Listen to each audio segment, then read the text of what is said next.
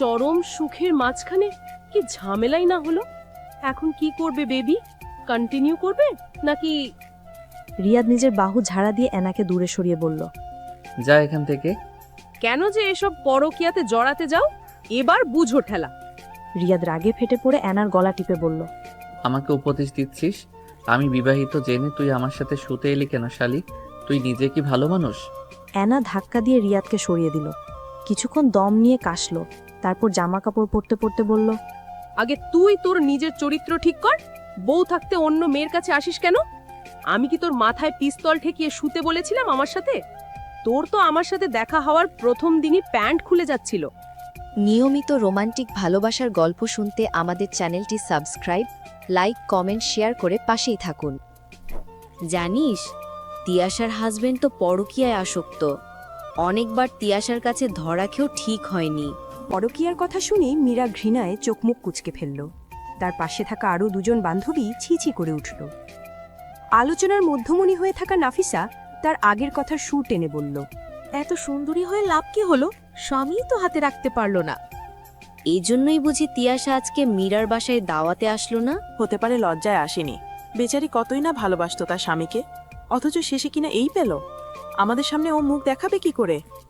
কলেজে থাকতে দেমাগে মাটিতে পা পড়ত না ওর। বিয়ের পর তো সেই দেমাগ আরও বাড়ল। স্বামী নেই সে কি আহ্লাদ তার। আল্লাহর তো এখনো কমেনি মীরা। এত কিছুর পরও ওই লোকের ঘরেই সে পড়ে আছে। আমি হলে কবেই ছেড়ে চলে যেতাম। এত বড় অপমানের পর ঘর করা অসম্ভব।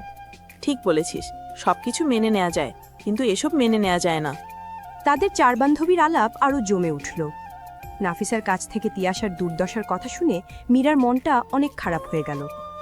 তিয়াশার স্বামী দিনের পর দিন তিয়াশার উপর কী পরিমাণ মানসিক অত্যাচার করেছে, কিভাবে তার হৃদয়টা ক্ষতবিক্ষত করেছে, এসব গল্প শুনে মীরার মনেও যেন কালো মেঘ জমতে শুরু করল। মনে পড়ল তার নিজের স্বামীর কথা, তাদের সুন্দর সংসারের কথা। যদি কোনোদিন রিয়াদও তার সাথে এমন করে তবে? এমন কথা মাথায় আসতেই মীরা নড়ে চড়ে বসল, শক্তভাবে মনকে শাসালো। রিয়াদ কখনোই এমন করবে না। রিয়াদ তাকে খুব ভালোবাসে, এক প্রকার মাথায় তুলে রাখে। রান্না করার সময় সবজি কাটতে গিয়ে আঙ্গুলে একটু হালকা ছুরির ঘষা লাগলেও সে হন্তদন্ত হয়ে ছুটে আসে। মীরার রান্না মন্দ বলে ঘোষণা দেয়। সব রান্না সে নিজে করবে বলে মীরাকে রান্নাঘর থেকে বের করে দেয়। আরও কত শত পাগলামি। মীরার আইসক্রিম খেতে মন চাচ্ছে কথাটা উচ্চারণ করা মাত্র মাঝরাতে বাসার সামনে দোকানিকে ঘুম থেকে ডেকে তোলে আইসক্রিম কিনে আনে। এরকম লোক কখনোই মীরাকে ছেড়ে অন্য কোনো মেয়ের দিকে ঝুঁকবে না। মীরাদের আলোচনার মাঝখানে তার শাশুড়ি এসে তাকে ডাকল। আজ তার আর রিয়াদের দ্বিতীয় বিবাহবার্ষিকী। সেই উপলক্ষে অনেক আয়োজন করা হয়েছে। আত্মীয় স্বজন, বন্ধু বান্ধব সবাইকেই দাওয়াত দেওয়া হয়েছে। শাশুড়ির ডাকে মীরা উঠে শাশুড়ির কাছে গেল। মীরার শাশুড়ি আমেনা বেগম মীরাকে আড়ালে নিয়ে ফিস করে বলল, রিয়াদের আঙ্কেল দেখেছো? সন্ধ্যা গড়িয়ে রাত হয়ে যাচ্ছে, ও এখনো এলো না। কি কাটা হবে কখন? আর গেস্টদের ডিনারই সার্ভ করা হবে কখন? আমি কল করে দেখছি মা। রিয়াদকে অনেকগুলো কল করেও পাওয়া গেল না। এইদিকে সবাই রিয়াদের খোঁজ করছে। মীরা সবাইকেই রিয়াদের অফিসের দোহাই দিয়ে শান্ত করলেও ভেতরে ভেতরে অভিমান হলো বেশ। বান্ধবীরা রিয়াদের দেরি হওয়া নিয়ে মজা করতে ছাড়ল না। মীরা মনে মনে সিদ্ধান্ত নিল, আজ রিয়াদ আসলে অনেক রাগ দেখাবে সে। রিয়াদ আসলো আরও আধা ঘন্টা পরে। মীরা দরজা খুলতেই সে অপরাধী চোখে তাকিয়ে হাসল। তার হাতে টকটকে লাল গোলাপ ফুলের বড় একটা বুকে। সেটা মীরার দিকে এগিয়ে দিয়ে বলল, বেটা ফুলের দোকানদার দেরি করিয়ে দিল। গিয়ে দেখি সে এখনো ফুলের বুকেই বানায়নি, অথচ অর্ডার দিয়েছিলাম আরো 2 দিন আগে। কি আর করা, দাঁড়িয়ে থেকে বুকেটা বানিয়ে নিয়ে আসলাম। একদম তাজা ফুল, গন্ধ শুকে দেখো। মুহূর্তেই মীরার সমস্ত অভিমান গলে পানি হয়ে গেল। চোখের কোণে সেই পানির একাংশ উকিও দিল। একটা কল করে বলে দিলেই পারতে, কত চিন্তা হচ্ছিল আমার। ছেলে আসার খবর পেয়ে আমেনা বেগম এসে কিছু বকাঝকা করলেন। এরপর তারা দিলেন অনুষ্ঠান শুরু করার জন্য। রিয়াদ তড়িঘড়ি করে রুমে গেল চেঞ্জ করতে। মীরাও গেল পিছু পিছু। মীরা আজ নীল জামদানি পরেছে, চুলে বেলি ফুলের মালা গুজেছে, হাতে পড়েছে নীল রেশমি চুড়ি। মীরার শাড়ির রঙের সাথে মিল রেখে রিয়াদকেও নীল স্যুট পরতে হলো। মীরা নিজ হাতে রিয়াদকে রেডি করে দিল। টাই ঠিক করে দেওয়ার সময় রিয়াদের চোখে চোখ পড়তেই দেখল সে মুগ্ধ চোখে তাকিয়ে আছে। মীরা লজ্জা পেল। রিয়াদ হেসে মীরাকে আলিঙ্গন করল। আরে এখন এসব কি করছো? কেক কাটতে দেরি হচ্ছে তো। মা বকেছে শুনোনি? রিয়াদ মীরাকে ছেড়ে দিল। কপালে আলতো চুমু খেয়ে তার হাত ধরে ড্রয়িং রুমের দিকে চলল। যাওয়ার সময় মীরা ফুলের বুকেটা বিছানা থেকে নিয়ে নিল। ড্রয়িং রুমে পুরোটা ফুল দিয়ে সাজানো হয়েছে। একপাশের দেয়ালে বড় করে লেখা হয়েছে, happy second anniversary Meera and Riyad. দেয়ালের সামনে টেবিলে কেক রাখা। গেস্টরা সবাই ড্রয়িং রুমে ছড়িয়ে ছিটিয়ে আছে। কেউ বসে আছে তো কেউ কেউ দাঁড়িয়ে থেকে কোমল পানীয়ের গ্লাসে চুমুক দিচ্ছে। রিয়াদ মীরার হাত ধরে কেক রাখা টেবিলের দিকে নিয়ে গেল। রিয়াদের সাথে যেতে যেতে অপর হাত দিয়ে আগলে ধরা বিশাল ফুলের বুকেটা উঁচু করে বান্ধবীদের দেখালো মীরা। এতক্ষণ ওরা কতই না মজা নিচ্ছিল রিয়াদের দেরি নিয়ে, এইবার সেও দেখিয়ে দিল রিয়াদ ওকে কতটা ভালোবাসে। কেক কাটার সময় মীরা এবং রিয়াদের বাবা মা তাদের পাশে এসে দাঁড়ালো। দুজন একসাথে কেক কাটলো। দুজন দুজনকে কেক খাইয়ে দিল। এবার রিয়াদ স্যুটের ভেতর থেকে একটা গহনার বাক্স বের করল। বাক্সটা খুলতেই গোল্ডের একটা নেকলেস চকচক করে উঠল। মীরা অবাক হয়ে তাকালো রিয়াদের দিকে। এই সেটটাই তো কেনার জন্য অনলাইনে দাম জিজ্ঞেস করেছিলে, তাই না? মীরা আবেগে আপ্লুত হলো। রিয়াদ এত কিছু খেয়াল রাখে? রিয়াদ নেকলেসটা হাতে নিল। মীরা তাড়াতাড়ি তার গলায় পড়ে থাকে ইমিটেশনের পাথরের হারটা খোলার জন্য হাত দিল, কিন্তু গলায় তো কোনো হার নেই। মীরা বিস্ময় নিয়ে তাকালো রিয়াদের দিকে। রিয়াদ চোখ টিপল। মীরা বুঝতে পারল বেডরুমে জড়িয়ে ধরার সময়ই ইমিটেশনের হারটা রিয়াদ খুলে নিয়েছিল, কিন্তু মীরা সেটা টেরও পায়নি। এত নিখুঁত সারপ্রাইজ! রিয়াদ হারটা মীরার গলায় পরিয়ে দিল। ড্রয়িং রুমের সবাই আনন্দে হাততালি দিল। মীরা তার বান্ধবীদের দিকে তাকালো।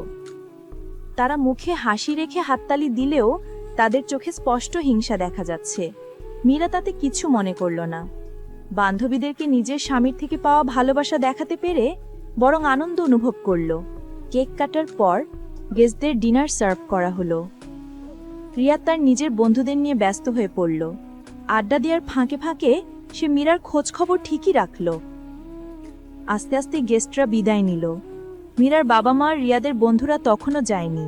রিয়াদ তার বন্ধুদের নিয়ে ছাদে চলে গেল আলাদা সময় কাটাতে। মীরা বেডরুমের আয়নার সামনে দাঁড়িয়ে গলায় পরা নেকলেসটা দেখছিল। তখন মীরার মা আর শাশুড়ি এসে ঢুকল। মীরাকে কাছে বসিয়ে মীরার মা বলল, অনেক দিনই তো হলো, এবার বাচ্চা নেই, আমরাও নাতি নাতনি দেখতে চাই। মীরার শাশুড়িরও একই মত। মা শাশুড়ি দুজনের কথা শুনে মীরা মনে মনে বিষয়টা নিয়ে ভাবল। রিয়াদের কথা মতোই ওরা এতদিন বাচ্চা নেয়নি। রিয়াদ চেয়েছিল একটু সেটেল হয়ে বাচ্চা নিতে। মীরার বাবা মা খানিকক্ষণ পরে বিদায় নিলেন। রিয়াদ বন্ধু বান্ধব বিদায় করে দিয়ে ঘরে ঢুকে দেখল মীরা গেস্টদের দেয়া গিফটগুলো গুছিয়ে রাখছে। রিয়াদ জিলা করা টাইটা ডান হাতে টেনে আরেকটু আলগা করল। কামুক চোখে মীরার দিকে তাকিয়ে থেকে মীরাকে পিছন থেকে জড়িয়ে ধরল। রিয়াদের স্পর্শ পেয়ে মীরা মৃদু হেসে চোখ বন্ধ করে ফেলল। ধীরে ধীরে রিয়াদের দিকে ঘুরল, প্রেমপূর্ণ চোখে তাকালো। রিয়াদ মীরার থুতনি ধরে বলল, আমার মিষ্টি বউ, অপেক্ষা করছিলে, লেট হয়ে গেল। শালারা ইচ্ছা করে আমাকে দেরি করিয়েছে যেন তোমার কাছে এসে বকা খাই। তাই? তাহলে বকা খামার জন্য রেডি হও। হুম, অন্য কিছুর জন্য রেডি হচ্ছি। এক ঝটকায় মীরাকে কোলে তুলে ফেলল রিয়াদ। খানিক পরে অফ হয়ে গেল রুমের লাইট। প্রেমময় সুভাষে সুভাষিত হলো চারদিক। রাত তখন 12টা বাজে। রিয়াদের নগ্ন বুকে মাথা রেখে মীরা বলল, আমাদের দুজনের বাবা মাই আমাদের বাচ্চা নেয়ার তাড়া দিচ্ছে। 2 বছর তো হয়ে গেল, আর তোমার স্যালারিও অনেক বেড়েছে। এখনই সঠিক সময়। আর কটা দিন যাক না, বাচ্চা হলেই তো আমাকে পর করে দিবে। তোমাকে আর কাছে পাবো না, তার চেয়ে বরং আরো একটু সময় নেই, টাকা পয়সা জমাই। মীরাকে আর কথা বলার সুযোগ না দিয়ে রিয়াদ মীরার কপালে চুমু খেয়ে পাশ ফিরে শুয়ে পড়ল। মীরার মনটা কিছুটা খারাপ হয়ে গেল। তার নিজেরও বাচ্চা কাচ্চার খুব শখ, কিন্তু রিয়াদকে কোনো মতেই মানাতে পারছে না। যখনই এই ব্যাপারে কথা বলেছে, রিয়াদ তখনই কোনো না কোনো অজুহাত দিয়ে আলোচনা বন্ধ করে দিয়েছে। প্রতিবারই মীরার মন খারাপ হয়েছে, কিন্তু মুখে কিছু বলেনি। এখনও মন খারাপ হলো। গায়ে থাকা চাদরটা গলা অবধি টেনে চোখ বন্ধ করে ফেলল। রিয়াদ কেন বাচ্চা নিতে দেরি করছে? সমস্যাটা কি? এসব ভাবতে ভাবতে সে ঘুমিয়ে গেল। মীরার ঘুম ভাঙল রাত 1:30টার দিকে। কাঁচা ঘুম ভেঙে যাওয়ায় বিরক্ত হলো খুব। বালিশের সাইডে রাখা মোবাইলের আলোটা জ্বালিয়ে কয়টা বাজে দেখে নিল। মোবাইলের আলোটা বন্ধ করে রেখে দিতেই রিয়াদ যেখানে ঘুমোয় সেদিকটায় চোখ পড়ল। রিয়াদ বিছানায় নেই। প্রথমে ওয়াশরুমে গিয়েছে চিন্তা করে মীরা আবারও ঘুমিয়ে পড়ার চিন্তা করল, কিন্তু বাথরুম থেকে পানির কোনো শব্দ না আসায় তার অস্বস্তি হলো। রিয়াদের কোনো সমস্যা হলো না কিনা দেখার জন্য সে দ্রুত বিছানা ছেড়ে উঠে বাথরুমের দিকে ছুটে গেল। বাথরুমের দরজায় ধাক্কা দিতেই খুলে গেল। বাথরুম খালি, রিয়াদ নেই। মীরার ভ্রু কুঁচকে গেল, কিছুটা অস্থির লাগলো তার। রিয়াদ কি ডাইনিংয়ে গিয়েছে পানি খেতে? মীরা ডাইনিংয়ের দিকে পা বাড়ালো। ডাইনিং অন্ধকার, রিয়াদ নেই। তবে সে কি বেডরুমের বারান্দায় গিয়েছে সিগারেট ফুঁকতে? মীরা বেডরুমের দিকে যাওয়ার জন্য পা বাড়াতে গিয়েও থেমে গেল। ডাইনিংয়ের সাথে থাকা বড় বারান্দাটার গ্লাস ডোরটা অল্প খোলা। ওই বারান্দাটা একটা দোলনা আছে, মীরার খুব প্রিয় দোলনাটা। সে সুযোগ পেলেই এখানে এসে বসে। রিয়াদ তার মানে এইখানে এসে দোলনায় বসে আরাম করে সিগারেট টানছে। নিশ্চয়ই সিগারেটের ছাই ফেলে দোলনা আর ফ্লোর ময়লা করছে। রিয়াদকে একটা কড়া বকা দেওয়ার জন্য মুচকি হেসে বারান্দার দিকে পা বাড়ালো মীরা। মনে মনে ভেবে নিল দুজন একটু সময় কাটাবে দোলনায় বসে, একটু অল্প স্বল্প রোম্যান্সও না হয় হবে। লজ্জারাঙা গাল নিয়ে মীরা বারান্দার দিকে এগিয়ে গেল। গ্লাস ডোরের কাছে এসে রিয়াদকে ঝাড়ি দেওয়ার জন্য মুখ খুলতেই চমকে দাঁড়িয়ে গেল। রিয়াদ কার সাথে যেন কথা বলছে, পুরুষালী কণ্ঠের চাপা স্বর ভেসে আসছে। মীরা অবাক হলো, এত রাতে কার সাথে কথা? সে পা টিপে টিপে আস্তেই করে বারান্দার মাঝখানে গিয়ে দাঁড়ালো। অল্প দূরে বারান্দার শেষ প্রান্তে রেইলিং ঘেঁষে তার দিকে পিছন ফিরে দাঁড়িয়ে আছে রিয়াদ। আবছা অন্ধকারেও মীরা তাকে স্পষ্ট দেখতে পাচ্ছে। একটু মনোযোগ দিতেই মীরার কানে ভেসে আসলো রিয়াদের বলা একটা লাইন। কি যে বলো, তোমার চেয়ে সুন্দরী এই জগতে কে আছে? মীরার কানে যেন কথাটা ঠিক মতো ঢুকলো না। সে অবিশ্বাসী চোখে তাকালো রিয়াদের দিকে। রিয়াদ এইবার আরেকটা বাক্য বলল, দূর, ঘরে বউ আছে তো কি হয়েছে? ও কি তোমার মতো সুন্দরী নাকি? আমার মন প্রাণে তো শুধু তুমি। মীরা বিস্মিত চোখে তাকালো রিয়াদের দিকে। পা দুটোতে বল অনুভব করতে পারল না সে। তার মনে হচ্ছে এখনই সে ফ্লোরে পড়ে যাবে। তার চারপাশ কেমন যেনি স্তব্ধ হয়ে গেল। নিজেকে আবিষ্কার করলো মহাশূন্যে। তার চারপাশে ঘোর অন্ধকার ছাড়া কিছুই দেখতে পেল না। সে কিছুতেই নিজের কানকে বিশ্বাস করতে পারছে না। তার অবিশ্বাসী মন বারবার তার নিজেকেই প্রশ্ন করছে, রিয়াদ অন্য একটা মেয়ের সাথে প্রেমালাপ করছে? রিয়াদ পরকিয়া করছে? মীরা নিঃশ্বাস আটকে দাঁড়িয়ে আছে। শ্বাস ফেলতেও তার কষ্ট হচ্ছে। নিজের শ্বাস ফেলার শব্দটাও যেন বিষাক্ত লাগছে তার কানে। সে ছলছল চোখে রিয়াদের দিকে তাকিয়ে অপেক্ষা করছে এরপর সে কি বলবে তা শোনার জন্য। রিয়াদ খুশি গলায় বলল, আজকে তোমার সাথে দেখা করে অনেক ভালো লেগেছে। আমার আরো কিছুক্ষণ সময় কাটাতে ইচ্ছে হচ্ছিল, কিন্তু বাসায় পার্টি ছিল। যদিও বাসায় এসে মিথ্যা বলে কাটিয়ে নিয়েছি। আজ এই অ্যানিভার্সারি নামক প্যারাটা না থাকলে আরো কিছুক্ষণ সময় কাটাতে পারতাম। রিয়াদ কথাটা বলে থামল। ফোনের ওপাশের জন হয়তো কিছু বলেছে, সেটা শুনল। তারপর তাচ্ছিল্য করে বলল, আরে না, এসব অ্যানিভার্সারি নামক ন্যাকামি আমার পছন্দ না। এসব আমার বউয়ের ন্যাকামি, যত সব। মীরা আর ঠিক থাকতে পারল না। তার মাথা ঘুরছে, পা টলছে। সে বারান্দার গ্রিল ধরে নিজের পতন ঠেকালো। মুখ থেকে চাপা কান্না বের হয়ে আসলো। নিস্তব্ধ রাতে মীরার চাপা কান্নার শব্দ রিয়াদের কানে পৌঁছাতে সময় লাগলো না। সে ঝট করে পিছন ফিরে তাকালো। মীরাকে পিছনে দাঁড়িয়ে থাকতে দেখে সে ভূত দেখার মতো চমকে গেল। দ্রুত কলটা কেটে দিল। চারদিকে আবছা অন্ধকারেও তাদের একে অন্যের মুখ দেখতে ওদের অসুবিধা হলো না। মীরার চোখের পানি রিয়াদ স্পষ্ট দেখতে পাচ্ছে। মীরাও 2 হাত দূরত্বে দাঁড়িয়ে রিয়াদের চোখ মুখের ভয় দেখতে পাচ্ছে। রিয়াদ থতমত খেয়ে কি করবে কি বলবে ভেবে পেল না। সে ঢোক গিলে মৃদুস্বরে বলল, মীরা, আসলে। মীরা হাউমাউ করে কেঁদে উঠল।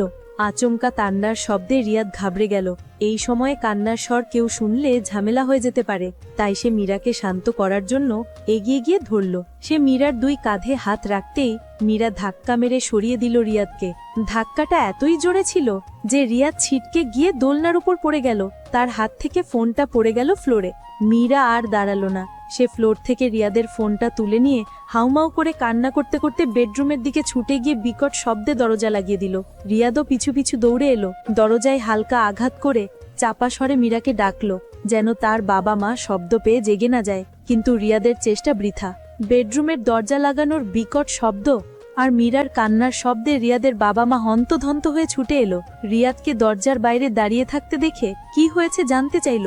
রিয়াদ যথাসম্ভব নিজেকে সামলালো, কিছুটা সময় নিয়ে সুন্দর করে বলল, তেমন কিছু না, একটু ঝগড়া হয়েছে।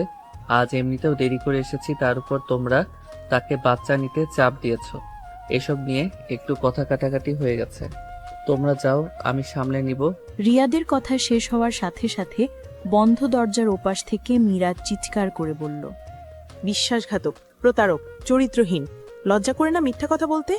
বৌমা এইসব কি বলছে? কি হয়েছে তোদের মাঝে? উফ মা, তোমরা যাও তো, আমাদের ব্যাপার, আমাদেরকে সামলাতে দাও। রিয়াদের বাবা মা কিছুই বুঝতে পারল না।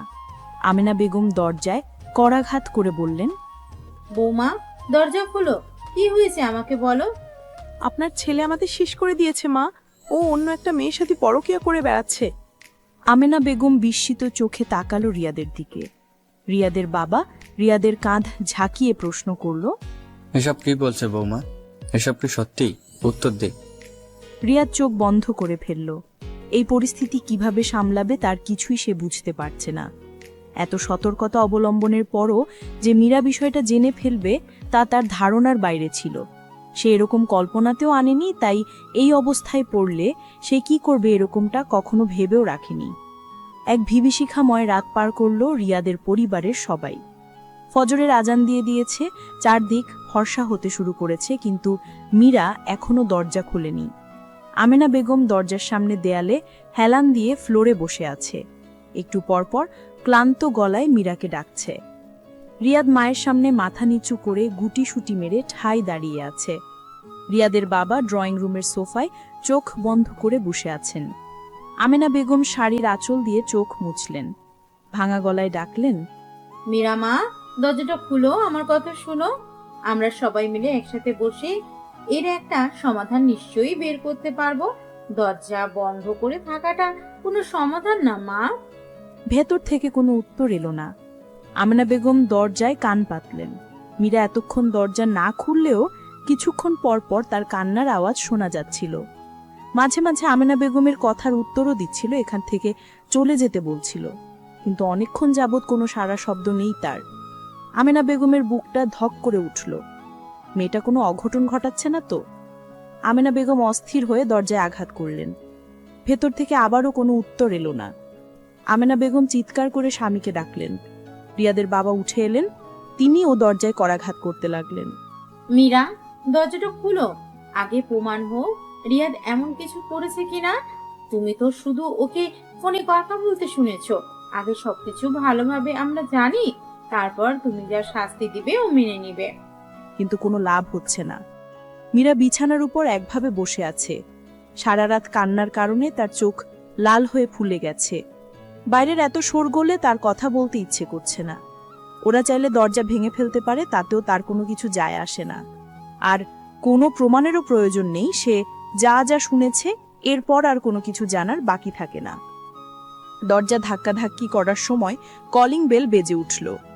আমেনা বেগম স্বামীর মুখের দিকে বিস্ময় নিয়ে তাকালেন। এত ভোরে কারা এলো? রিয়াদের বাবা দ্রুত দরজার দিকে এগিয়ে গেল। পিপহোল দিয়ে দেখল মীরার বাপ মা বাইরে দাঁড়িয়ে আছে, সাথে আছে মীরার ভাই। দরজা খুলে দিতেই ওরা হুড়মুড়িয়ে ভেতরে ঢুকল। শ্বশুরবাড়ির লোকজনকে দেখে রিয়াদের মাথায় আকাশ ভেঙে পড়ল। মীরা এত অল্পতেই স্বামীর সম্মানের তোয়াক্কা না করে তার বাপের বাড়িতে খবর দিয়ে দিবে, তা সে ভাবেননি। মীরার মা ছুটে গেলেন মীরার বেডরুমের দরজার দিকে। দরজায় আঘাত করে বললেন, মীরা দরজা খোল, আমরা এসেছি। মীরা যেন এই ডাক্তারই অপেক্ষা করছিল এতক্ষণ। রাতেই সে কল করে বাবা মাকে সব জানিয়েছে। সে বিছানা থেকে উঠে ছুটে গিয়ে দরজা খুলে দিল। মা বাবাকে দেখে সে হাউ মাউ করে কান্না করে দিল। মাকে জড়িয়ে ধরে বিলাপ করে বলল, আমার সব শেষ হয়ে গেছে মা, আমার সংসার শেষ হয়ে গেছে। বিলাপ করতে করতে মীরা তার মাকে জড়িয়ে ধরেই ফ্লোরে বসে পড়ল। ড্রয়িং রুমে মিটিং বসেছে, সবার মুখ থমথমে। মীরা তার মায়ের কাছে বসে এখনো গুনগুন করে কাঁদছে। রিয়াদের বাবা গলা পরিষ্কার করে মীরার বাবাকে উদ্দেশ্য করে বলল, দেখুন বেন সাহেব, মীরা যা বলছে তার অর্থ হচ্ছে সে রিয়াদকে ফোনে কথা বলতে শুনেছে। কথা বলা শোনা তো এটা প্রমাণ হয় না ও পরক্রিয়া করছে। আমরা কোনো সলিড প্রমাণও তো দেখিনি। হতে পারে কোনো বন্ধুর সাথে কথা বলছিল, ঘুমের ঘরে মীরা সেটা ভুল শুনেছে। মীরা তার মায়ের কাঁধ থেকে মাথা তুলে সোজা হয়ে বসল, চোখের পানি মুছে কঠিন স্বরে বলল, আপনারা প্রমাণ দেখতে চান? ঠিক আছে, আমি দেখাচ্ছি। বলেই মীরা তার শাড়ির ভাঁজে লুকিয়ে রাখা রিয়াদের ফোনটা বের করল। এক কোণায় দাঁড়িয়ে থাকা রিয়াদ মনে মনে শিট বলে চোখ বন্ধ করে ফেলল। মীরা যখন তার ফোনটা সহ দরজা লাগিয়ে দিয়েছিল তখনই সে বুঝে গিয়েছিল যে তার খেল খতম। তারপরও সে আশায় ছিল যে মীরা অন্তত ফোনটা বড়দের কাউকে দেখাবে না, সে নিজে শুধু দেখবে। রিয়াদ মনে মনে ভেবে রেখেছিল মীরা সবকিছু দেখে নিলেও পরবর্তীতে মিষ্টি মিষ্টি কথা বলে হাত পা ধরে মাফ চেয়ে নিবে। কিন্তু এখন তো মীরা তার পুরো মানসম্মান ডুবিয়ে দিচ্ছে, এটা সে ওতে দিতে পারে না। মীরা প্লিজ ঘরে চলো, আমরা নিজেরা কথা বলি। বড়দের কেন টানছো এখানে? মীরা কঠিন দৃষ্টিতে তাকালো রিয়াদের দিকে। কান্না ভেজা লাল চোখে এমন দৃষ্টি দেখে রিয়াদ কিছুটা ভয় পেয়ে গেল। মীরা কোনো কিছুর তোয়াক্কা না করে রিয়াদের ফোনের লক খুলে গ্যালারিতে ঢুকল। রিয়াদ এবার অস্থির হয়ে গেল। মীরার কখনো রিয়াদের ফোন ঘাটার অভ্যেস ছিল না, আর নয়তো প্রচণ্ড বিশ্বাস করতে বলে হয়তো ফোন ঘাটত না। তাই রিয়াদ পরকীয়া প্রেমের ব্যাপারে তেমন কোনো সতর্কতা অবলম্বন করেনি, এমনকি সিকিউরিটি লকও দেয়নি কোনো কিছুতে। গ্যালারিতে ঢুকলে মীরা খুব সহজেই সিক্রেট ফোল্ডারটা খুঁজে পেয়ে যাবে। রিয়াদের শরীরে ঘাম এসে গেল। সে বেপরোয়া হয়ে উঠল মীরার হাত থেকে ফোনটা নেওয়ার জন্য। মীরা বলেছি না রুমে চলো। মীরার দিকে এগিয়ে মীরার হাত ধরতে গেলে মীরার ভাই ঢাল হয়ে দাঁড়ালো রিয়াদের সামনে। আপুকে আগে আপুর কাজটা করতে দিন দুলা ভাই, এরপর আপু ডিসাইড করবে আপু আপনার সাথে রুমে যাবে কি যাবে না। রিয়াদ আর বাড়াবাড়ি করতে পারল না। সে রক্তচক্ষু নিয়ে বড় বড় নিঃশ্বাস ফেলে বাকি সবার দিকে তাকালো। সবার দৃষ্টি মীরার হাতের ফোনের দিকে। মীরা মিনিট দুয়েকের মধ্যে রিয়াদের সিক্রেট ফোল্ডারটা খুঁজে পেয়ে গেল। এত সহজে পেয়ে গিয়ে তাচ্ছিল্য ভরে একটু হাসল। রিয়াদ তার কুকর্ম লোকাতে কোনোরূপ সিকিউরিটি দেয়নি, তার মানে সে মীরাকে এতটাই বোকা ভাবত? আসলে তো মীরা বোকাই। বোকা না হলে কি আর 2 বছরের মাথায় স্বামীর পরকীয়া ধরা পড়ে? ফোল্ডারে ঢুকে মীরার মাথা ঘুরে গেল। এত ছবি ওই মেয়ের সাথে যা গণনাম বাইরে। সারা রাত ফোনটা মীরার কাছে থাকলেও সে একা একা ফোন চেক করতে সাহস পায়নি। সে ছলছল চোখে ছবিগুলোর দিকে তাকিয়ে রইল। চোখের পানির কারণে ভাষা হয়ে এলো ছবিগুলো। মীরার মা ওর হাত থেকে ফোনটা নিয়ে ছবিগুলো দেখে আটকে উঠতেন। হায় আল্লাহ! মীরার বাবা ছু মেরে ফোনটা নিয়ে গেল নিজের হাতে। একে একে সবাই দেখল। রিয়াদের মা ছেলের কর্মকাণ্ড দেখে শাড়ির আঁচল মুখে গুজে কাঁদতে থাকলেন। রিয়াদের বাবা উঠে গিয়ে ছেলের গালে সপাটে চড় বসিয়ে দিলেন। তিনি তেড়ে গিয়ে ছেলেকে কিল ঘুষে মারতে চাইলে মীরার ভাই তাকে ধরে শান্ত করে সোফায় বসিয়ে দিল। ছেলের কাজে লজ্জিত হয়ে মাথায় হাত রেখে বসে রইলেন তিনি। চড় খেয়ে রিয়াদ দেয়ালে এক হাত রেখে সেখানে মাথা ঠেকিয়ে চোখ বন্ধ করে দাঁড়িয়ে রইল। তার ধারণাতেও ছিল না এমন কিছু ঘটবে আজকে। এত রাতে উঠে কথা বলতে যাওয়ার জন্য আফসোস হলো তার। আজ কথা বলতে চায়নি সে, কিন্তু ওর প্রেমিকার জোড়াজুড়িতেই কথা বলতে হয়েছিল। সেটাই কাল হয়ে দাঁড়ালো তার জন্য। নীরবতা ভাঙলেন রিয়াদের বাবা। বেয়াই সাহেব, আমি আপনার কাছে লজ্জিত। আমি আপনার কাছে মাপ চাচ্ছি। আমার ছেলেও মাপ চাইবে। ও একটা ভুল করে ফেলেছে, আমরা ওর ভুল শুধরে নেব। দরকার হলে ওনাকে ক্ষত দেবে। বৌমার পায়ে ধরে মাপ চেয়ে তবেই সংসার শুরু করবে, তার আগে নয়। তারপর ছেলের দিকে তাকিয়ে বললেন, দাঁড়িয়েছিস কেন? বৌমার পায়ে ধরে ক্ষমা চেয়ে বৌমাকে নিয়ে ঘরে যা। একদম না, ওই চরিত্রহীন আমাকে দ্বিতীয়বার ছুবে না। ক্ষমা করে দাও বৌমা, তুমি যার শাস্তি দেবে ও তাই মাথা পেতে নেবে। এরপরও আর কখনো এমন করবে না, আমরা তোমাকে কথা দিলাম। আপনার ছেলের জন্য একটাই শাস্তি মা, আর এটা দিতে পারলে তবেই আমি শান্তি পাবো। অবশ্যই অবশ্যই, তুমি যা বলবে তাই ও মাথা পেতে নেবে। বলো মা, তুমি কি চাও? মীরা দাঁত দিয়ে ঠোঁট কামড়ে ধরে কান্নার বেগ আটকাল। নিজেকে কিছুটা সামলে কান্না ভেজা কঠিন কণ্ঠে বলল, ডিভোর্স চাই আমি। ডিভোর্স চাই। বাক্যটা রিয়াদের কানে ঢুকতেই সে ঝট করে ঘুরে তাকালো মীরার দিকে। মীরা শূন্য দৃষ্টিতে ফ্লোরের দিকে তাকিয়ে আছে, তার চোখে মুখে কোনো অনুভূতির লেশ মাত্র নেই। রিয়াদের বুকের ভেতরে হুট করে কেমন জানি একটা লাগলো। তার বিশ্বাস করতে কষ্ট হলো যে মীরা ডিভোর্স চাইতে পারে। মীরার মতো নরম স্বভাবের মেয়ে এত কঠিন সিদ্ধান্ত কিভাবে নিতে পারে? মীরার কথা শুনে আমেনা বেগম আঁতকে উঠে বললেন, এসব কি বলছো বৌমা? মীরার বাবা মাও বিস্ময়ে তাকালো মীরার দিকে। স্বামী পাগল মেয়ে যে এত সহজেই এত বড় সিদ্ধান্ত নিবে তা তারাও ভাবেনি। রিয়াদের বাবা চমকে গেলেন মীরার মুখে এমন কথা শুনে। তিনি এরকম কথা আশা করেননি। ডিভোর্স হলে আরেকবার লোক জানাজানি হয়ে গেলে মান সম্মানের কিছুই বাকি থাকবে না, তাই তিনি ঘরোয়াভাবে ব্যাপারটা নিষ্পত্তি করতে চান। ভেতরে ভেতরে তিনি অনেকটা ঘাবড়ে গেলেও বাইরে সেটা প্রকাশ করলেন না। রাগের বশে সিদ্ধান্ত নেওয়া উচিত হবে না বৌমা। এখন তোমার মনের অবস্থা ভালো না, তুমি নিজেকে একটু সামলাও, তারপর বুঝে শুনে সিদ্ধান্ত নাও। আমি বুঝে শুনেই সিদ্ধান্ত নিয়েছি। আমি এই মুহূর্তে আমার বাবা মায়ের সাথে চলে যাব। আপনারা যত তাড়াতাড়ি সম্ভব ডিভোর্সের ব্যবস্থা করুন। মীরার কঠিন কথায় পুরো ঘরে পিন পতন নীরবতা নেমে আসলো। মীরার বলিষ্ঠ কণ্ঠস্বরে এমন কথা শুনে রিয়াদের অন্তর কেঁপে উঠল। সে বুঝতে পারল কি ভুল সে করেছে। সে কোনো কিছু না ভেবেই মীরার সামনে হাঁটু ভেঙে বসে পড়ল। হাত জোড় করে মিনতি করে বলল, এত বড় সিদ্ধান্ত নিও না মীরা, আমার ভুল হয়ে গেছে, ক্ষমা করে দাও। আমি আর কোনোদিন তোমার মনে কোনো কষ্ট দিব না। একটাবার বিশ্বাস করে দেখো, এরপরও যদি বিশ্বাস ভাঙি তখন যা শাস্তি দিতে চাও দিও। বলো মীরা, ক্ষমা করেছো? মীরার মুখের ভাবভঙ্গির তেমন কোনো পরিবর্তন হলো না। রিয়াদের কথায় তার চোখের পাপড়ি পর্যন্ত নড়ল না। রিয়াদ কম্পমান চোখে উত্তরের অপেক্ষায় মীরার দিকে তাকিয়ে রইল, কিন্তু মীরার ইস্পাত কঠিন মুখভঙ্গি দেখে তার অন্তরের কাঁপুনি আরো বেড়ে গেল। শুকনো ঠোঁট দুটো জিভ দিয়ে ভিজিয়ে নিল রিয়াদ, তারপর দু হাত দিয়ে মীরার পা জড়িয়ে ধরল। কাদো কণ্ঠে বলল, তুমি এত কঠিন হতে পারো না মীরা। আমাকে না তুমি ভালোবাসো? ভালোবাসার দোহাই দিয়ে মাফ করে দাও। একবার মাফ করে দিয়ে দেখো, আমাদের সুন্দর একটা সংসার হবে, আমাদের বাচ্চা কাচ্চা হবে। কয়েক ঘন্টা আগেও না তুমি বাচ্চার কথা বলছিলে? মীরার মুখে বাচ্চার কথা শোনা মাত্রই মীরার মাথায় আগুন জ্বলে গেল। সে দু হাত দিয়ে সজোরে ধাক্কা দিয়ে রিয়াদকে সরিয়ে দিয়ে শটান দাঁড়িয়ে পড়ল। রিয়াদ এক হাত ফ্লোরে ভর দিয়ে কোনো মতে নিজেকে সামলালো। সে বিস্ময় নিয়ে তাকালো রাগে ফুঁসতে থাকা মীরার দিকে। কাপুরুষ, চরিত্রহীন, কি ভেবেছিস তোর মিষ্টি কথায় আমি সব ভুলে যাব?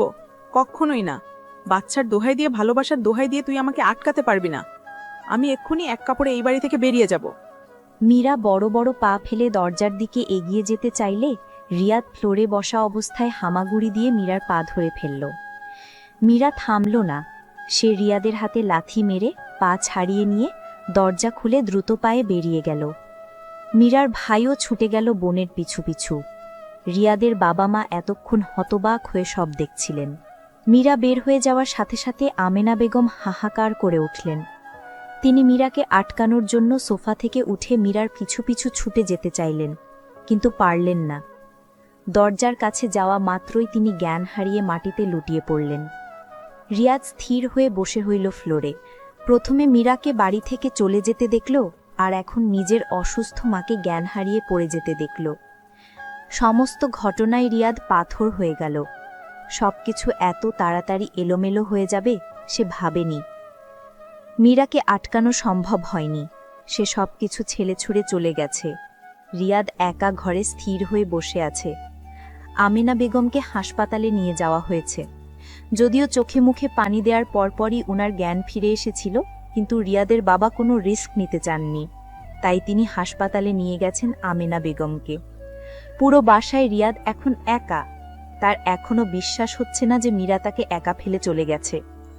রাত থেকে সকাল পর্যন্ত পুরোটা সময় তার বিশ্বাস ছিল মীরাকে বুঝিয়ে শুনিয়ে মাফ চেয়ে নেওয়া যাবে, কিন্তু মীরা যে এতটা কঠিন হতে পারে তা তার ধারণাতেও ছিল না। রিয়াদের বাবা আমেনা বেগমকে নিয়ে হাসপাতাল থেকে ফিরে এলেন। দুজনের চেহারার অবস্থায় মলিন। হাসপাতাল থেকে ফেরার পথে মীরাদের বাসায় গিয়েছিল দুজনেই। মীরাকে আবারও বোঝানোর চেষ্টা করেছিলেন, কিন্তু কোনো ফল হলো না। রিয়াদ বাবা মার সামনে গিয়ে দাঁড়ালো। এখন শরীরটা কেমন মা? আমেনা বেগম তীর্যক দৃষ্টিতে তাকালেন ছেলের দিকে। সেই দৃষ্টিতে শুধুই ঘৃণা। ছেলের কথার উত্তর না দিয়ে মুখ ঘুরিয়ে ঘরে চলে গেলেন। রিয়াদের বাবাও কোনো রকম কথা না বলে স্ত্রীকে অনুসরণ করলেন। রিয়াদ কিছুক্ষণ অসহায়ের মতো দাঁড়িয়ে রইল। এরপর কি মনে করে রেডি হয়ে অফিসে চলে গেল। অফিসে বসে সারাক্ষণ মীরার সাথে কথা বলার চেষ্টা করে গেল, কিন্তু মীরা ফোন তুলল না। এমনকি এক পর্যায়ে মীরা ফোন সুইচড অফ করে দিল। রিয়াদ তাও থামল না। মীরার বাসার প্রতিটা ফোনে কল দিল। কল দিয়ে অনুনয় করল মীরার সাথে কথা বলিয়ে দেওয়ার জন্য, কিন্তু মীরা কথা বলল না। এক পর্যায়ে প্রত্যেকেই বিরক্ত হয়ে রিয়াদের নাম্বার ব্লক করে দিল। অফিস শেষ হতেই রিয়াদ ছুটে গেল মীরাদের বাড়িতে, কিন্তু বাড়ির দরজায় বড় একটা তালা ঝুলানো। রিয়াদ অনেকক্ষণ সিঁড়িতে অপেক্ষা করল, কিন্তু ওরা ফিরল না। ফোনে কল করেও লাভ হলো না, কারো ফোনেই কল ঢুকল না। প্রতিবেশীদেরকে জিজ্ঞেস করেও তেমন কিছু জানা গেল না। রিয়াদ বাড়ি ফিরল রাত 10টায়। দরজা খুলে বিধ্বস্ত রিয়াদকে দেখে আমেনা বেগম আতকে উঠলেন। রিয়াদ রোবটের মতো আমেনা বেগমকে পাশ কাটিয়ে ঘরে ঢুকে দরজা লাগিয়ে দিল। আমেনা বেগম কয়েকবার দরজায় নক করলেও দরজা খুলল না। ঘরে ঢুকে ওই অবস্থাতেই সে বিছানায় শুয়ে পড়ল। আগের মতো সব ঠিক থাকলে এতক্ষণে মীরার কাছে কয়েক দফা বকা খেতে হতো দেরি করার জন্য। মীরা ওকে ঠেলে ঠুলে পাঠাতো ফ্রেশ হতে, কিন্তু এখন মীরা নেই। বাইরের সামান্য সুখের জন্য সে তার ঘরের অফুরন্ত সুখ হারিয়েছে।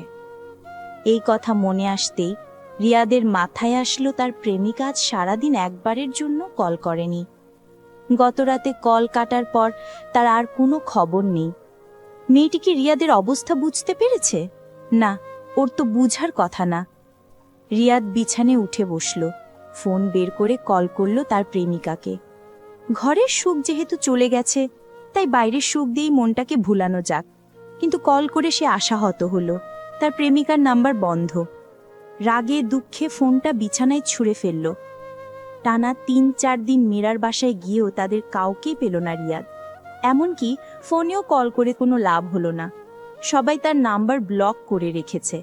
অন্য নাম্বার থেকে কল করলে রিয়াদের সাথে ভালোভাবে কথা বলে না, কোনো প্রশ্নের উত্তরও দেয় না কেউ। 5 দিনের মাথায় মীরাদের বাসায় গিয়ে দেখল দরজায় আর তালা ঝুলানো নেই। রিয়াদ অস্থির হয়ে কলিং বেল টিপতে থাকল। দরজা খুললেন মীরার বাবা। এতবার কলিং বেল টিপায় তিনি বেজায় বিরক্ত হয়েছেন। রিয়াদকে দেখে তার কপালের ভাঁজ শিথিল হলো। তুমি এইখানে? আসসালামু আলাইকুম বাবা। গত কয়েকদিন যাবৎ আপনাদের খোঁজে অনেকবার এসেছি, কিন্তু পাইনি।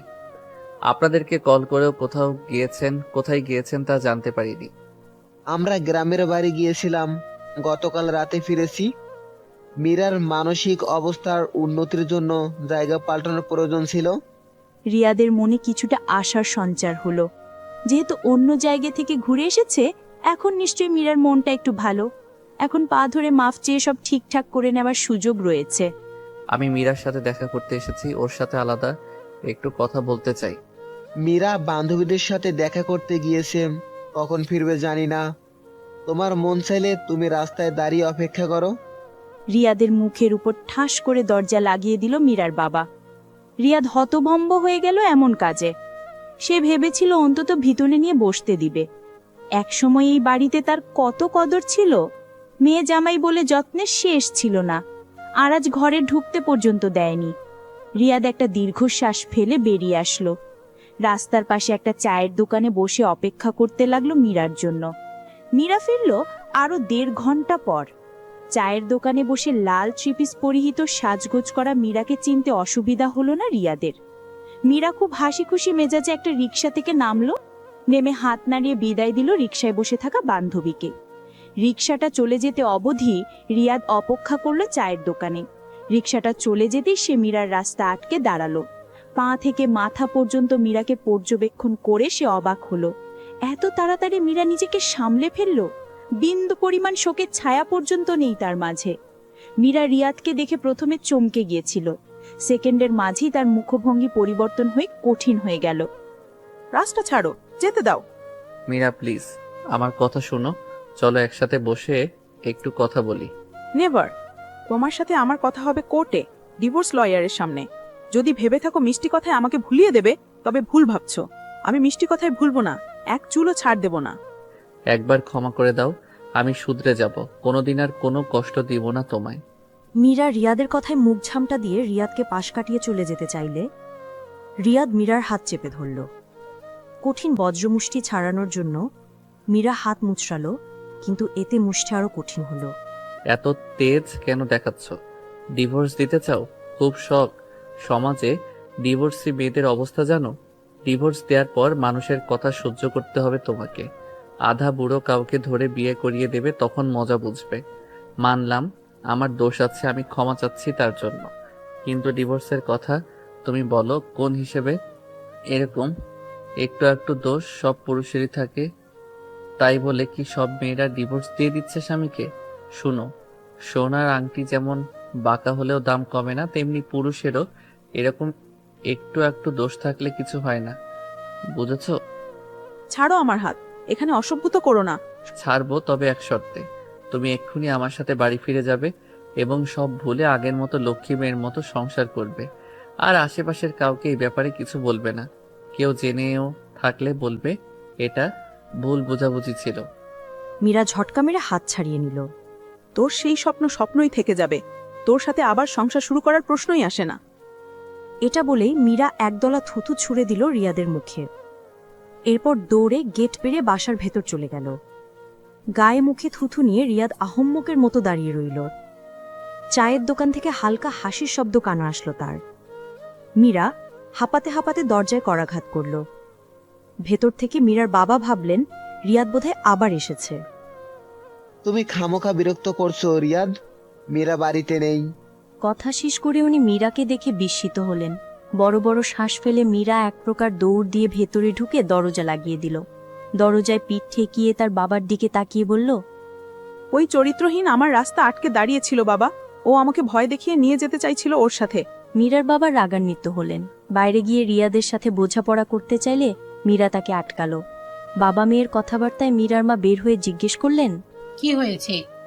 মীরার বাবা হাত নাড়িয়ে বললেন, রিয়াদ এসেছিল, আমি তাকে মীরা বাসায় নেই বলে চলে যেতে বলেছিলাম। এখন শুনছি সে নাকি মীরাকে রাস্তায় আটকে রেখেছিল, ভয় দেখিয়ে নিয়ে যেতে চাইছিল ওর সাথে। মীরার মা সব শুনে বললেন, ছেলেটাকে আরেকটা সুযোগ কি দেওয়া যায় না? এতদিনে সুখের সংসারটা এভাবে ভেঙে দেওয়াটা কি উচিত হবে? মীরার বাবা খানিকক্ষণের জন্য একটু থমকে গেলেন। মিয়ার দিকে তাকিয়ে দেখলেন মেয়েটা কাঁদছে, ফোঁটায় ফোঁটায় পানি গাল বেয়ে গড়িয়ে পড়ছে। হয়তো সাজানো সংসারটার মায়া এখনো ত্যাগ করতে পারেনি। আমার মেয়েটা সবে একটু নিজেকে গুছিয়ে নিয়েছিল, এর মধ্যে আবারও এই ছেলে এসে কাঁদিয়ে দিয়ে গেল। শোনো মীরার মা, যার জন্য আমার মেয়ে গত কয়েকদিন যাবৎ লাগাতার চোখের পানি ফেলেছে, তাকে আমি কখনো ক্ষমা করব না। মীরার বাবা জোরে জোরে পা ফেলে ভেতরে চলে গেলেন। মীরা নিজেকে আর ধরে রাখতে পারল না। হাতে থাকা শপিংয়ের ব্যাগগুলো ফেলে দিয়ে দৌড়ে নিজের ঘরে গিয়ে দরজা লাগিয়ে দিল। মীরার মা দরজার সামনে অনেকক্ষণ দাঁড়িয়ে থেকে ডেকেও মেয়েকে দিয়ে দরজা খোলাতে পারলেন না। মীরা কোনো কথাতেই কোনো উত্তর দিল না, কেবল ভেতর থেকে ফুপিয়ে কান্নার আওয়াজ ভেসে আসলো। রিয়াদ বাসায় ফিরল সন্ধ্যার পর। বাসায় না ঢুকে সে সোজা ছাদে চলে গেল। সেখানে পায়রা করতে করতে একটার পর একটা সিগারেট টানতে লাগলো। তার মাথায় আগুন জ্বলছে। মীরার এত সাহস কিভাবে হলো? বিয়ের পর থেকে কোনোদিন সে তার মুখের উপর কথা বলেনি, কোনো কথার অবাধ্য হয়নি। সেই নরম স্বভাবের মেয়ে আজ কিনা তাকে তুই তুকারি করল, গায়ে থুথু ছুঁড়ে মারল। এত বড় স্পর্ধার ওর! রিয়াদ ঠট থেকে জ্বলন্ত সিগারেট ফেলে দিয়ে পা দিয়ে পিষে ফেলল। তার রাগান্বিত মুখ দেখে মনে হচ্ছে যেন সে মীরাকেই পিষে ফেলতে চাচ্ছে। সে ছাদের এক কোনায় বসে ভাবতে লাগলো কি করা যায়। এমন সময় মনে পড়ল তার প্রেমিকার কথা। এই মুহূর্তে মাথা ঠান্ডা করতে হলে তার প্রেমিকার সাথে সময় কাটানো প্রয়োজন। পকেট থেকে ফোনটা বের করে ফোনের দ্বিতীয় সিমটা চালু করলো। সিমটা এতদিন অফ করে রেখেছিল। এইটা দিয়েই সে তার প্রেমিকার সাথে যোগাযোগ করত। কন্ট্যাক্ট লিস্ট থেকে তার প্রেমিকার নাম্বারটা বের করলো। নাম্বারটা সে সেভ করেছিল তার অফিসের ম্যানেজারের নাম দিয়ে। তাই এই নাম্বার থেকে কল আসলে মীরা তড়িঘড়ি করে ফোনটা নিয়ে আসতো রিয়াদের কাছে।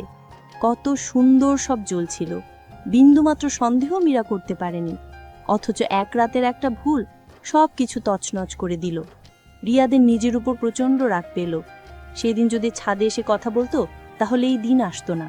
এত সব ভাবাভাবি বাদ দিয়ে রিয়াদ কল দিল তার প্রেমিকার নাম্বারে। দুবার রিং হতেই রিসিভ করলো। কয়েক সেকেন্ড চুপ করে থেকে ওপাশ থেকে দ্বিধা নিয়ে তার প্রেমিকা বলল, হ্যালো। কেমন আছো? ও রিয়াদ বেবি, অবশেষে তুমি কল করলে। সেই রাতের পর থেকে আমি তো চিন্তায় অস্থির। ওই দিন ফোনে আমি সমস্ত কিছুই শুনতে পেয়েছিলাম। তখনই বুঝেছিলাম তুমি ধরা পড়ে গেছো, তাই নিজে থেকে আর যোগাযোগ করার চেষ্টা করিনি। ভালো করেছো। তুমি ফ্রি থাকলে চলো কাল দেখা করি। রিয়াদের কথা শুনে অ্যানা নিশ্চুপ হয়ে গেল। রিয়াদ অধৈর্য হয়ে রাগী কণ্ঠে বলল, কি ব্যাপারে না, তুমি কি আমার সাথে দেখা করতে চাও না? অ্যানা সাথে সাথে উত্তর দিল। এবার সে কামুক কণ্ঠে বলল, অবশ্যই চাই বেবি, তোমাকে কাছে পেতে আমি মরিয়া হয়ে আছি। কাল সময় বের করা যাবে কিনা তাই ভাবছিলাম, কারণ ভার্সিটিতে কাল ক্লাস আছে। রিয়াদ লম্বা করে শ্বাস টানল। সব কিছুতেই শুধু ঝামেলা আর ঝামেলা।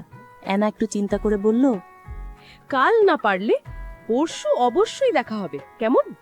রিয়াদ কোনো উত্তর না দিয়ে ঠাস করে ফোন কেটে দিল। শেষবারের মতো আরেকটা সিগারেট খেয়ে তারপর বাসায় আসলো। কলিং বেল চাপতেই আমেনা বেগম দরজা খুলে দিলেন। রিয়াদ কোনো দিকে না তাকিয়ে মাথা নিচু করে দ্রুত তার ঘরে যাওয়ার জন্য পা বাড়ালো। ঘরের দরজার সামনে যাওয়ার আগেই রিয়াদের বাবা তাকে থামিয়ে দিলেন। রাশভারী কণ্ঠে বললেন, দাঁড়াও। রিয়াদ দাঁড়িয়ে পড়ল সামনের দিকে মুখ করে। রিয়াদের বাবা সোফায় বসে কঠিন স্বরে বললেন, অফিস শেষ হয়েছে তো অনেক আগেই। এতক্ষণ কোথায় ছিলে? বন্ধুদের সাথে। আর কত মিথ্যা বলবে? তুমি মীরাদের বাড়িতে গিয়েছিলে এবং মীরাকে রাস্তায় আটকে রেখে হুমকি ধামকি দিয়েছো। মীরার বাবা আমাকে কল করে সব বলেছেন। রিয়াদ চোখ বন্ধ করে শ্বাস টানল। তারপর তার বাবার দিকে ফিরে বলল, আমি ওকে বুঝিয়ে শুনিয়ে আনতে গিয়েছিলাম, কিন্তু ও আমার কথা শুনছিল না, তাই একটু রাগারাগি হয়েছে, এর বেশি কিছু না। স্বামী স্ত্রীর মাঝে এমন হয়। স্বামী স্ত্রীর সম্পর্কে কি আর আছে? তুই তো সব শেষ করে দিয়েছিস। রিয়াদ মাথা নিচু করে দাঁড়িয়ে রইল। রিয়াদের মা আবার বললেন, এলাকায় কানাফুসা শুরু হয়ে গেছে। তবে আমাকে জিজ্ঞেস করছে বৌমার ব্যাপারে। বলেছি ছেলের সাথে ঝগড়া করে রাগ করে বাপের বাড়ি গেছে, কয়েকদিনের মাঝেই চলে আসবে। এরপরও মানুষের কথা থামছে না। কাল তুমি আমাদের সাথে মীরার বাড়িতে যাবে। যেভাবে হোক মীরার রাগ ভাঙাবে। দরকার পড়লে পায়ে ধরে ওকে ফিরিয়ে আনবে, বুঝেছো? রিয়াদ অনেক উপমানিত অনুভব করল। কয়েক ঘন্টা আগে মীরা ওর দিকে থুথু ছুঁড়ে দিয়েছে, এলাকার মানুষ হাসাহাসি করেছে, আর এখন জন্মদাতা বাবা বউয়ের পা ঝরতে বলছে। পুরুষ হিসেবে আর কোনো মান সম্মান রইল না। কি বলেছি? যেভাবেই হোক তুমি বৌমাকে ফিরিয়ে আনবে, সংসার করবে এবং এলাকার সবার মুখ বন্ধ করবে। এইভাবে মান সম্মান গেলে এই এলাকার মুখ দেখাতে পারবো না। বাবার কথা শেষ হতেই রিয়াদ ঘরে এসে ধপ করে বিছানায় বসে পড়ল। গলায় ঝুলে থাকা টাইটা একটানে খুলে ছুঁড়ে ফেলল ফ্লোরে। প্রচণ্ড হতাশায় মাথায় দুহাত চেপে বসে রইল। মীরাকে এত অনুরোধ করেও কাজ হয়নি, এমনকি তাকে হুমকি দিয়েও মন গলানো সম্ভব হয়নি। কাল কি মীরা আর তার পরিবারকে মানানো সম্ভব? আবার যদি উপমানিত হতে হয়? রিয়াদের হুট করে মেজাজ খারাপ হয়ে গেল। বিছানা থেকে উঠে কোমরে দুই হাত রেখে ঘরের ভেতর পায়চারি করতে করতে বলল, কি এমন করেছি আমি? হ্যাঁ, এরকম একটু একটু সবাই করে। আমি তো বলেছি আর হবে না, তারপরও এত গোমর কিসের? এমন নয় যে আরেকটা বউ বিয়ে করে এনেছি। রিয়াদ কিছুক্ষণ ভাবল, তারপর আবার বিছানায় বসে ফোন বের করে কল করল। ফোন কানে চেপে ধরে বলল, হ্যালো এনা, কাল দেখা করতে হবে না, পরের সময় বের করে দেখা করব। বলেই কল কেটে দিল। কল কেটে দিয়ে সে মনে মনে সিদ্ধান্ত নিল যেভাবেই হোক মীরাকে ফিরিয়ে আনবে সে। নিজের মান সম্মানের প্রশ্ন এখানে। মীরাকে ফিরিয়ে আনতে না পারলে সবার কাছে সে চরিত্রহীন হবে। তাই অভিনয় করেও হলো মীরাকে সে ফিরিয়ে আনবে। মীরার বাসায় রিয়াদ আর তার বাবা মা বসে আছে। তাদের সামনে মীরার বাবা মা আর ভাই। মীরাকে তাদের আসার কথা জানানো হলেও সে সামনে আসেনি, দরজা আটকে বসে আছে। রিয়াদের বাবা মা দুজনেই মীরার বাবা মাকে অনেক অনুরোধ করে বুঝানোর চেষ্টা করল। মীরার বাবা মা প্রথমে শক্ত থাকলেও আস্তে আস্তে কিছুটা নরম হলেন। রিয়াদ অত্যন্ত বিনয়ের পরিচয় দিতে গিয়ে শ্বশুরের হাত পায়ে ধরল। মীরা না চাইলেন এখানে আমার কিছুই করার নেই। ও যদি রাজি হয় তোমার সাথে যেতে, তাহলে মেয়ের ভালোর জন্য সেটা আমি বিবেচনা করে দেখতে পারি। আমি মীরাকে রাজি করাবো, প্রয়োজন পড়লে ওর দেওয়ার সমস্ত শাস্তি আমি মাথা পেতে দিব। রিয়াদ উঠে গিয়ে মীরার ঘরের দরজার সামনে দাঁড়িয়ে মীরাকে ডাকল, কিন্তু ভেতর থেকে কোনো সাড়া শব্দ এলো না। মিনিট 5 যাবৎ দরজায় কড়া নেড়েও যখন কাজ হচ্ছিল না, তখন রিয়াদের আর ধৈর্যে কুলালো না। সে এমনভাবে দরজায় আঘাত করতে লাগলো যেন সে দরজা ভেঙে ফেলবে। আমেনা বেগম ছেলের উত্তেজনা দেখে পরিস্থিতি সামাল দিতে দ্রুত ছেলের কাছে এসে ছেলেকে থামালেন। মীরার বাবা মার দিকে তাকিয়ে হেসে বললেন, মীরা হয়তো রিয়াদের উপর অভিমান করে দরজা খুলছে না, আমি একটু চেষ্টা করে দেখি। রিয়াদ বিক্ষিপ্ত মেজাজে সোফা এসে বসে পড়ল। তার নিজেকে খুব ছোট লাগছে। এতবার ডাকার পরেও মীরা দরজা খুলল না। সে তো ক্ষমা চাইতেই এসেছে, একটু ভদ্রতা কি দেখানো যেত না? আমেনা বেগম বেশ কয়েকবার দরজায় কড়া নেড়ে ডাকলেন, অনেক ইমোশনাল কথাবার্তা বললেন। এক পর্যায়ে আস্তে করে মীরা দরজা খুলল। আমেনা বেগমের সাথে মীরার মাও ঘরে ঢুকলেন। রিয়াদ একবার চোখ তুলে মীরার ঘরের দরজার দিকে তাকালো। দরজার ফাঁক দিয়ে দেখল আমেনা বেগম আর মীরার মায়ের মাঝখানে বসে মীরা ফুপিয়ে কান্না করছে। আমেনা বেগম তার মাথায় হাত বুলিয়ে দিচ্ছে। রিয়াদ কিছুটা স্বস্তি পেল। কিছুটা হলেও পজিটিভ সাইন দেখতে পাচ্ছে সে। এইভাবে আস্তে আস্তে সব ঠিক হয়ে গেলে মীরাকে নিয়ে যেতে আর বাধা থাকবে না। রিয়াদের বাবা মীরাকে সাথে নিয়ে যেতে চাইলে মীরার বাবা রাজি হলেন না। তিনি মীরার সাথে কথা বলে সিদ্ধান্ত নিয়ে তারপর তাদেরকে জানাবেন। রিয়াদের বাবা যাওয়ার সময় ওনার কাঁধে হাত রেখে বললেন, ভাই সাহেব, আমরা সবাই সমাজে থাকি, একবার মান সম্মানে দাগ লাগলে মুখ দেখানোর দায় হয়ে যাবে, আপনারও মান সম্মান যাবে। আপনি মেয়ের বাবা, আশা করবো আপনি বুঝে শুনে সিদ্ধান্ত নেবেন। রিয়াদরা চলে গেল। রাতে শোয়ার আগে মীরার বাবা রিয়াদের বাবার বলে যাওয়া কথাগুলো তর্জমা করতে লাগলেন। মীরার মাকে ডেকে বললেন, মীরা কি কিছু বলেছে? ও কি চায়? ও তো শুধু কান্নাকাটি করছে। রিয়াদকে ও দ্বিতীয়বার বিশ্বাস করতে চাচ্ছে না। মীরার বাবা দীর্ঘশ্বাস ফেললেন, বললেন, এলাকার মানুষজন মীরার ব্যাপারটা নিয়ে প্রশ্ন করছে, কাউকেই জবাব দিতে পারছি না। আত্মীয় স্বজন কল করে সাজেশন দিচ্ছে যেন ডিভোর্স না হয়। মেয়ে ডিভোর্স হলে বিয়ে দিতে নাকি সমস্যা হবে। কি করব বুঝতে পারছি না। স্বামীর কপালে চিন্তার ভাঁজ দেখে মীরার মা বললেন, এত সুন্দর সংসার আমার মেয়ের, মা হয়ে সেই সংসার ভেঙে যাক তা আমি চাই না। রিয়াদ যদি নিজেকে শুধরে নিয়ে ভবিষ্যতে এমন না করার প্রতিশ্রুতি দেয় তবে তো সমস্যা দেখি না। মেয়ে একবার ডিভোর্স হলে হয় এক বাচ্চার বাপ, আর নয়তো বয়স্ক কারোর কাছেই বিয়ে দিতে হবে। মীরার বাবা সব শুনলেন কিন্তু কিছু বললেন না। সবকিছু মিলিয়ে তিনি দ্বিধা দ্বন্দ্বে ভুগছেন। সিদ্ধান্ত নিলেন কাল সকালে মীরার সাথে এই ব্যাপারে কথা বলবেন। সকালে মীরা এই ব্যাপারে কথা শুনতেই চুপ হয়ে গেল। মীরার বাবা মেয়ের মাথায় হাত রেখে অনেক কিছুই বোঝালেন। বললেন, মারে, একটা সুযোগ দিয়ে দেখ, হয়তো সে তার ভুল বুঝে আর এমন করবে না। একটা সংসার ভেঙে যাওয়া তো সহজ ব্যাপার না, তোকে সারাটা জীবন এর ফল ভোগ করতে হবে। আর যদি সে একই কাজ আবারও করে তখন? ভরসা রাখ মা, নেগেটিভ চিন্তা করিস না। এত সুন্দর সংসারটা একবার ভুলে ভেঙে দিস না, আর একটা সুযোগ দে মা।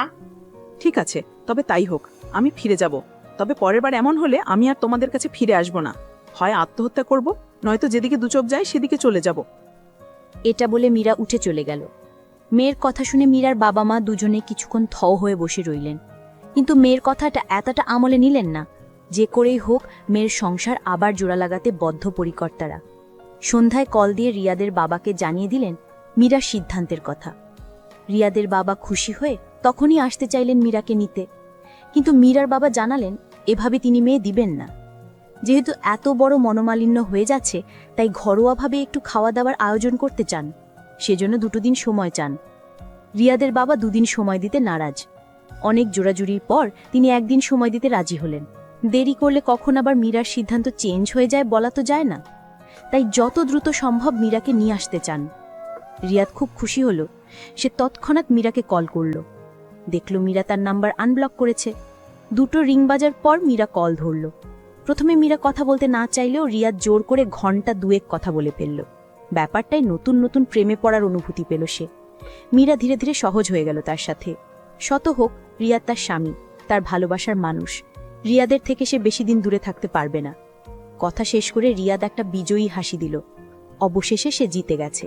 যেভাবেই হোক মীরাকে আসতেই হচ্ছে তার কাছে। আজ মীরাদের বাড়িতে ছোটখাটো একটা আয়োজন করা হয়েছে। রিয়াদের পরিবার নিতে আসবে তাকে। তাদের কাছের কিছু আত্মীয় আর কয়েকজন কাজিন এসেছে। মেয়ে কাজিনরা নিনে মীরাকে হালকা সাজিয়ে দিল। খয়েরি রঙের শাড়িতে মীরাকে দেখতে বউই লাগছিল। অল্প কিছুক্ষণের মাঝেই রিয়াদের বাবা মা এসে পৌঁছালো।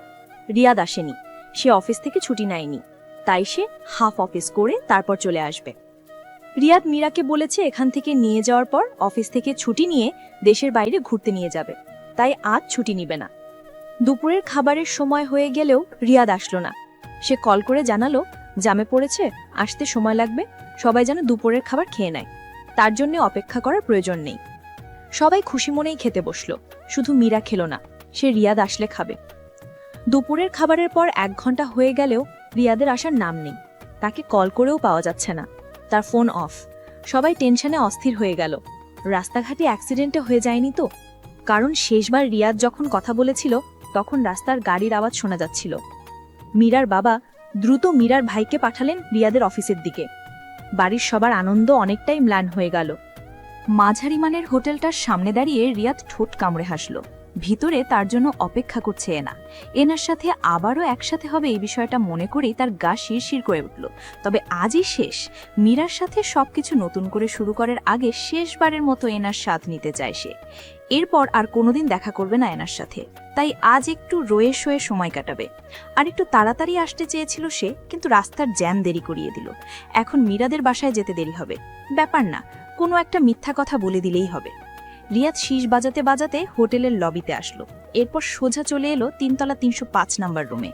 এনা এই রুমেই আছে। রুমের দরজা ধাক্কা দিতেই খুলে গেল। বিছানায় অর্ধনগ্ন এনাকে কামুখী ভঙ্গিতে আধশোয়া হয়ে বসে থাকতে দেখল।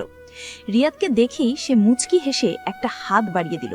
রিয়াদ কিছুক্ষণের জন্য স্তব্ধ হয়ে গিয়েছিল, এইবার তার গলা শুকিয়ে গেল। সে ঝটপট দরজা লাগিয়ে গলা ভিজানোর জন্য এনার দিকে এগিয়ে গেল। রিয়াদ যখন এনার মাঝে পুরোপুরি বুঁদ হয়ে আছে তখনই খট করে একটা শব্দ হলো দরজায়। তীব্র অনুভূতিতে থাকলেও শব্দটা রিয়াদের কানে ঠিকই এলো। শব্দটা হওয়ার 2 সেকেন্ডের মাথায় ঠাস করে দরজাটা খুলে গেল। রিয়াদ আর এনা দুজনেই ভ্যাবাচাকে ঠিয়ে গেল। রিয়াদ এনার উপর থেকে সরে আসলো, দুজনেই চাদর দিয়ে নিজেদেরকে ঢাকলো। রিয়াদ অবাক হয়ে দেখল দরজায় তার বাবা আর মীরার বাবা দাঁড়িয়ে আছে, তাদের পাশে মীরা, পিছনে আমেনা বেগম আর মীরার মাও দাঁড়িয়ে আছে। সবাই বিস্ফোরিত চোখে তাকিয়ে আছে রিয়াদের দিকে। মীরা আর্তনাদ করে দুহাতে মুখ ঢেকে ফেলল। মীরার বাসার সবাই যখন রিয়াদের চিন্তায় অস্থির, তখন মীরার ফোনে একটা কল আসে। মীরা কলটা পেয়ে ঘাবড়ে গেল, তার মনে অশুভ চিন্তা আসছে। রিয়াদের বাবা মাও ভয় ভয় চোখে তাকিয়ে আছে, কোনো খারাপ খবর নয় তো?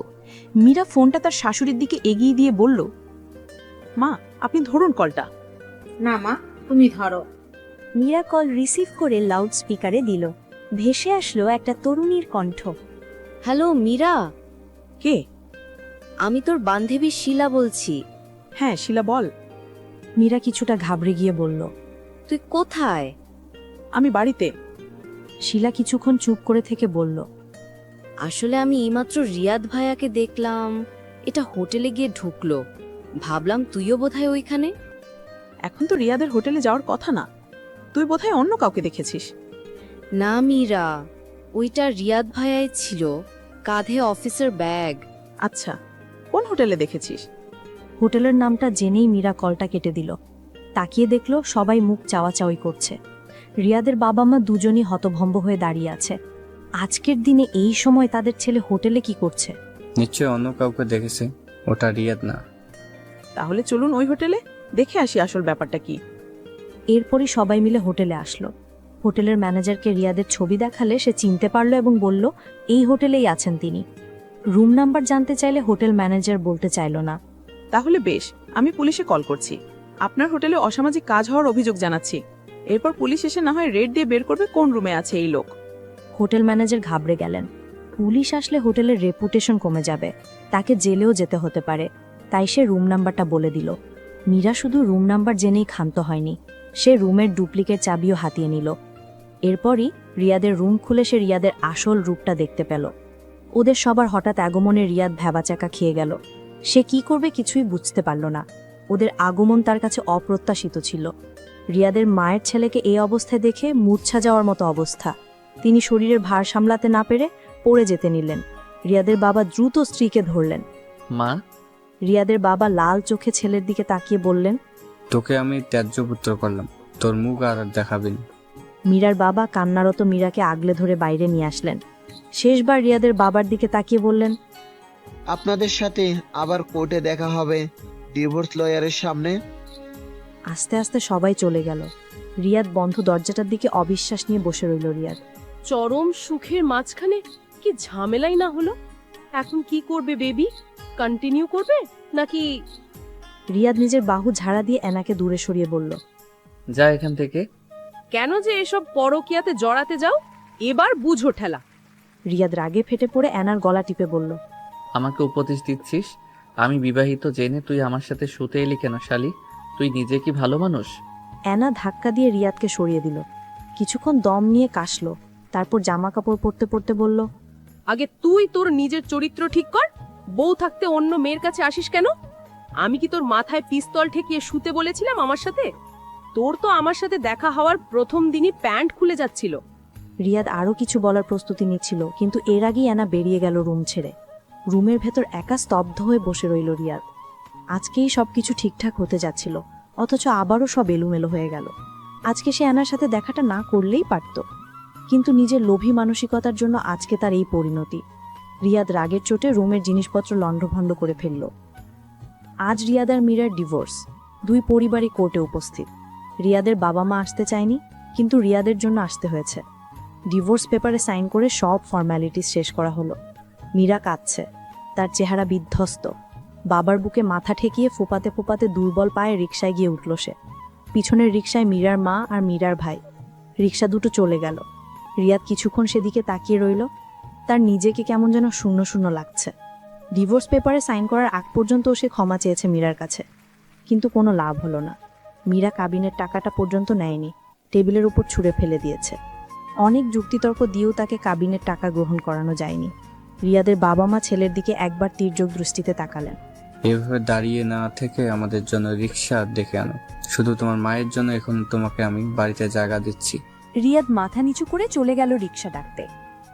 রিয়াদের বাবা মা দুজনেই করুণ চোখে ছেলের দিকে তাকিয়ে রইলেন।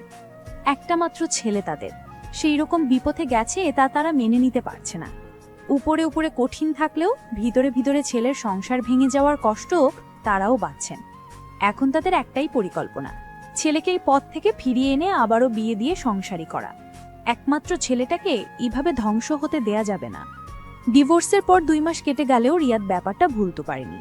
প্রায়ই সে মীরাকে মনে করে মেজাজ হারিয়ে উত্তেজিত হয়ে পড়ে। রাগে নিজের গায়ে নিজেই চড় বসায়। মীরাকে খুব মিস করে সে। মাঝে মাঝে আবার মীরাকে গলা টিপে মেরে ফেলতেই ইচ্ছা করে তার।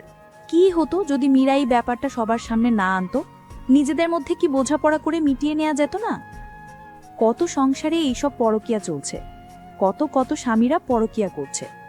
তাদের স্ত্রীরা কি জেনে শুনে সংসার করছে না? মীরা যদি তাকে সুযোগ দিত তাহলে সে তো পরকীয়া ছেড়ে দেওয়ার প্রতিশ্রুতি দিয়েই ছিল। তারপরেও মীরা তেজ দেখিয়ে ডিভোর্স দিল। আত্মীয় স্বজন, বন্ধু বান্ধব থেকে শুরু করে সবার কাছেই চরিত্রহীন আর খারাপ হলো রিয়াদ। আর মীরা সবার সহানুভূতি পেল।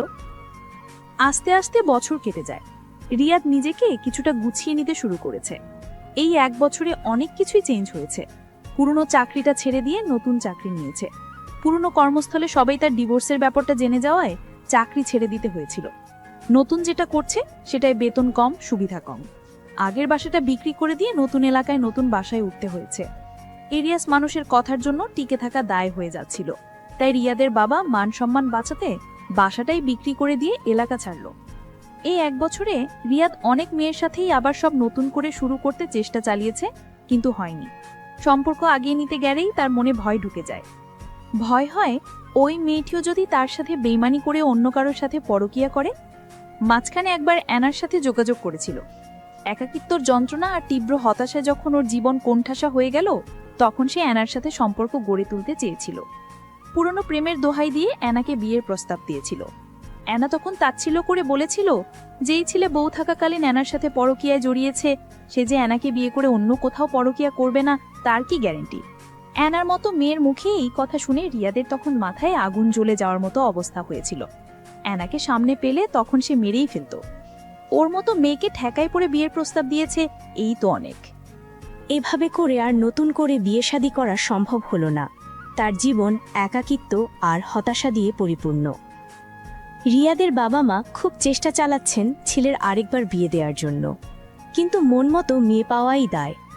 রিয়াদ এখন প্রায় মীরার কথা মনে করে, তাকে মিস করে। তার নিজের খুব গিল্টি ফিল হয়। আগে না বুঝলেও এখন বুঝতে পারছে সে কতটা অন্যায় করেছে মীরার সাথে। মনে মনে সে অনেকবার মীরার কাছে ক্ষমা চেয়েছে। কোনোদিন দেখা হলে সামনাসামনি ক্ষমা চেয়ে নিবে। শুনেছি মীরার আবার বিয়ে হয়েছে। নিশ্চয়ই মীরা এখন সুখে ঘর সংসার করছে, আর রিয়াদ আগুনে জ্বলছে। এটাই বোধহয় পরকীয়ার শাস্তি। রিয়াদের মন বেশি খারাপ হলে পার্কে ঢুকে নদীর পাড়ে গিয়ে গাছের নিচে নিরিবিলি জায়গায় বসে থাকে। আজকেও অফিস শেষ করে অনেকক্ষণ সেখানে বসেছিল। সন্ধ্যা হওয়ার আগ মুহূর্তে বাসায় যাওয়ার জন্য রওনা দিল। পার্ক থেকে বের হয়ে কি মনে করে এয়ারপোর্টের সামনে দিয়ে হেঁটে আসতে মন চাইল তার। প্লেনের শোষো সাধ্য করে উড়ে যাওয়া দেখতে ইচ্ছে হলো। এয়ারপোর্টের সামনে আসতেই একটা গাড়ির সামনে দাঁড়ানো শাড়ি পরিহিতা একটা মেয়েকে দেখে তার চোখ আটকে গেল। সে কিছুক্ষণ তাকিয়ে রইল। এরপরেই বুঝতে পারল এটা মীরা। রিয়াদ আস্তে আস্তে এগিয়ে গেল। কাছাকাছি হতেই চেরোচেনা মীরার চেহারাটা দেখতে পেল। আগের চেয়ে অনেক সুন্দর হয়ে গেছে। স্বামী খুব যত্নে রাখে বোঝাই যাচ্ছে। রিয়াদ আরেকটু কাছে গিয়ে ধরা গলায় ডাকল, মীরা। মীরা। পরিচিত কণ্ঠস্বর শুনে ভ্রু কিচকে তাকালো। রিয়াদকে দাঁড়িয়ে থাকতে দেখে বিস্মিত হলো। তার মাঝে কিছুটা অস্থিরতা দেখা গেল। সে আশেপাশে তাকাচ্ছে বারবার। কেমন আছো মীরা?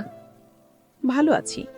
রিয়াদ কিছুক্ষণ অপেক্ষা করল মীরা তাকে কেমন আছে জিজ্ঞেস করার জন্য, কিন্তু মীরা করল না। রিয়াদ মনে খুব আঘাত পেল। তার খেয়াল হলো মীরার হাতে পাসপোর্ট। বিদেশে ঘুরতে যাচ্ছ? ঘুরতে না, একেবারে চলে যাচ্ছি। আমার হাজবেন্ড ওইখানে সেটেল। রিয়াদ কিছুক্ষণের জন্য স্তব্ধ হয়ে গেল। মীরা চলে যাচ্ছে একেবারের জন্য। তার খারাপ লাগার কথা না, কিন্তু তারপরেও তার খুব খারাপ লাগছে। ওই তো আমার হাজবেন্ড চলে এসেছে, আসি তাহলে, ভালো থেকো। একটা মিষ্টি হাসি উপহার দিয়ে মীরা হাই হিলে খটখট আওয়াজ তুলে সামনের দিকে চলে গেল। রিয়াদ কোনো কিছু বলার সুযোগই পেল না। শুধু দেখল এয়ারপোর্টের ভেতর থেকে ৩৫-৩৬ বছরের একটা ছেলে মীরার দিকে এগিয়ে আসছে। এসেই হেসে মীরাকে হাগ করল। এরপর মীরার হাত ধরে এয়ারপোর্টের ভেতরে নিয়ে গেল। রিয়াদ বড় বড় শ্বাস ফেলছে। তার বুকের ভেতরে কোথাও একটা চিনচিন ব্যথা হচ্ছে। যে মেয়েটি তার হাত ধরে সারা জীবন পার করার কথা ছিল, সে আজ আরেকজনের পাশে। রিয়াদ মুখ ঘুরিয়ে মাথা নিচু করে হাঁটতে লাগল। তার নিজের দোষে আজকে সে মীরাকে হারিয়েছে, সুন্দর একটা সংসার হারিয়েছে। এই আফসোস প্রতিদিনই ওকে কুড়ে কুড়ে খায়। মীরার চলে যাওয়া নিয়ে বেশ কিছুদিনই রিয়াদের মন প্রচণ্ড খারাপ ছিল। সে প্রচুর চেষ্টা করে বিষয়টা মাথা থেকে সরানোর চেষ্টা করছে। আজকেও মনটাকে শান্ত করতে নদীর পাড়ে কিছুক্ষণ বসেছিল। ফেরার সময় যখন পার্কের গেটে এলো, তখন আকস্মিক দেখা হয়ে গেল অ্যানার সাথে। ওয়েস্টার্ন ড্রেস পরে কোমর দুলিয়ে হাঁটছে। রিয়াদকে দেখতে পেয়ে অ্যানার মুখের হাসি মিলিয়ে গেল। চেহারা রাগি রাগি হয়ে গেল। দ্রুত পায়ে রিয়াদের কাছে এসে বলল, তোমাকে পেয়ে ভালোই হলো। মীরার সাথে যোগাযোগ করার কোনো উপায় জানো? ওই শালি নাকি বিদেশ পালিয়ে গেছে। মানে? ওর সাথে যোগাযোগ করাটা আমার প্রয়োজন। ওর কাছে আমার 2 লাখ টাকা পাওনা আছে। রিয়াদ হকচকিয়ে গেল। রিয়াদের মুখ দেখে এনা কৌতুকপূর্ণ হাসি দিয়ে বলল, তুমি দেখি এখনো কিছুই জানো না। বেইমানি শুধু তুমি একা করনি, মীরাও করেছে। মীরা নিজেও পরকিয়া করেছে। এখন পরকিয়া প্রেমিককে বিয়ে করে বিদেশে সেটেল হয়ে গেছে। রিয়াদের মাথায় যেন বাজ পড়ল। সে বিস্ফোরিত চোখে তাকিয়ে রইল এনার দিকে। খপ করে এনার হাত ধরল। হাতটা মুচড়ে দিয়ে চিবিয়ে চিবিয়ে বলল, নষ্টামি, মিথ্যা বলছিস আমাকে? মিথ্যে কথা না, মীরার কলেজের বান্ধবী আমি। ও আমাকে 5 লাখ টাকা দিবে বলে তোমাকে প্রেমের জালে ফাঁসাতে বলেছিল। 3 লাখ দিলেও বাকি 2 লাখ এখনো দেয়নি।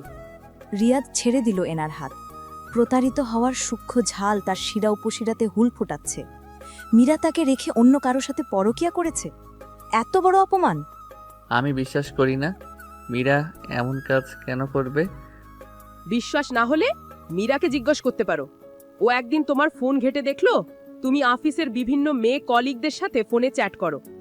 মাঝে মাঝে ফেসবুকে কিছু মেয়ের সাথে ঘনিষ্ঠ চ্যাট করারও প্রমাণ ছিল। মীরা এসব তখন সহ্য করতে পারেনি, কিছুটা কষ্ট পেয়েছিল। সে তখন নিজেও আস্তে আস্তে পরকিয়ায় জড়ালো। আর তোমাকে ডিভোর্স দেওয়ার জন্য তুমি পরকিয়া করো এটার একটা প্রমাণ লাগতো তার। তাই সে আমার সাথে কন্ট্রাক্ট করেছিল। তবে তুমি যদি আমার সাথে প্রেম শুরু না করতে, তাহলে মীরাও তার পরকিয়া থেকে বেরিয়ে আসতো। কিন্তু তোমার চরিত্র তো ফুলের মতো পবিত্র। তুমি 2 দিন কথা বলেই আমার সাথে বিছানায় চলে গিয়েছিলে।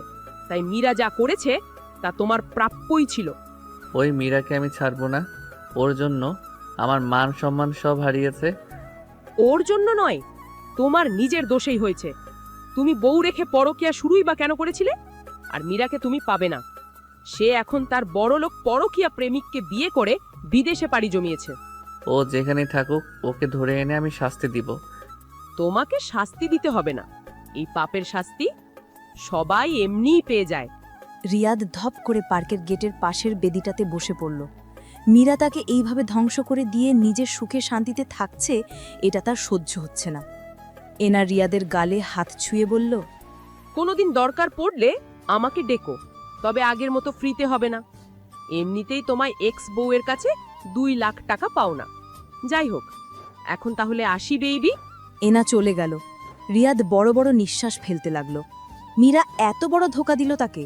এটা সত্যি, সে অফিসের মেয়ে কালিকদের সাথে ফ্লার্ট করত, ফেসবুকে অনেক মেয়েদের সাথে অবিবাহিত পরিচয় দিয়ে ঘনিষ্ঠ চ্যাটও করত। মীরা এসব জেনে কোনো প্রতিক্রিয়া না দেখিয়ে নিজেই একটা পরকীয়া করে রিয়াদকে ফাঁসিয়ে চলে গেল। এটাকে রিয়াদ কি বলবে, রিভেঞ্জ নাকি ধোঁকা? অবশ্যই ধোঁকা। রিয়াদকে রেখে বড়লোক ছেলে পটিয়ে বিদেশে সেটেল হয়েছে। লোভী মেয়ে, ওকে কোনোভাবেই ছাড়া যাবে না। ওকে উচিত শিক্ষা দিতেই হবে, যেভাবেই হোক। মীরা একটা বারে মদের গ্লাস হাতে বসে আছে। মদের গ্লাস থেকে ছোট ছোট চুমুকে মদ খাচ্ছে। বারটেন্ডার ছেলেটা তাকে অনেকক্ষণ থেকেই লক্ষ্য করছিল। মীরাকে মোটামুটি সে চিনে, অনেকদিন থেকেই মীরার এখানে আসা যাওয়া। হে বিউটিফুল, আর কিছু লাগবে তোমার? মীরা মাথা নেড়ে না করল, তার কিছু লাগবে না। ছেলেটি চলে গেল না। সে টেবিলের ওপর 2 হাত রেখে ঝুঁকল মীরার দিকে।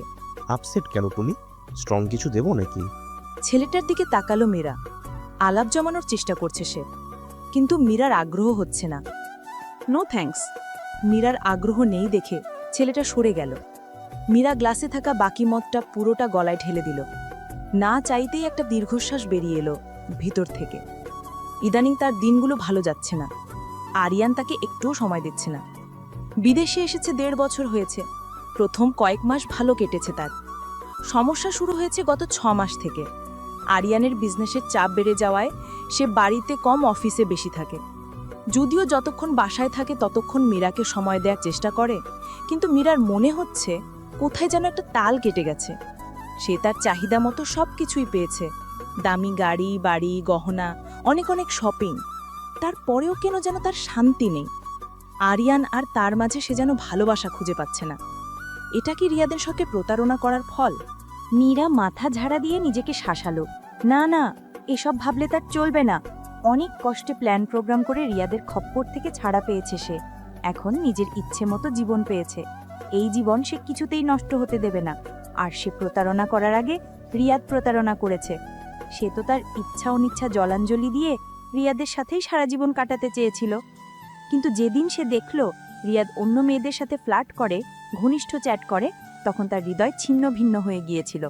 তখনই সে সিদ্ধান্ত নিয়েছিল এভাবে আর না, সে এই সম্পর্ক থেকে বের হয়ে তার স্বপ্নের জীবন কাটাবে কোনো ধনী লোকের সাথে। তখন তার মনে পড়েছিল আরিয়ানের কথা।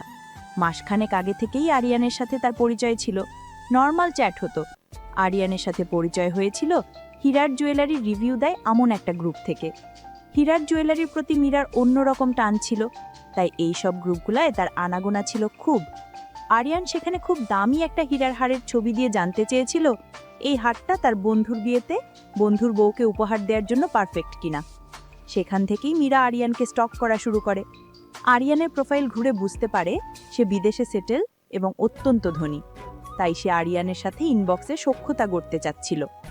সে আরিয়ানের পোস্টগুলো ঘুরে দেখল, সবার কমেন্টের রিপ্লাই আরিয়ান দেয় না। তাই মীরা অন্যরকম কমেন্ট করে আরিয়ানের দৃষ্টি আকর্ষণ করতে চাচ্ছিল। আরিয়ান পরবর্তী পোস্ট করা মাত্রই মীরা অন্যরকম একটা কমেন্ট করল এবং আরিয়ান রিপ্লাই দিল।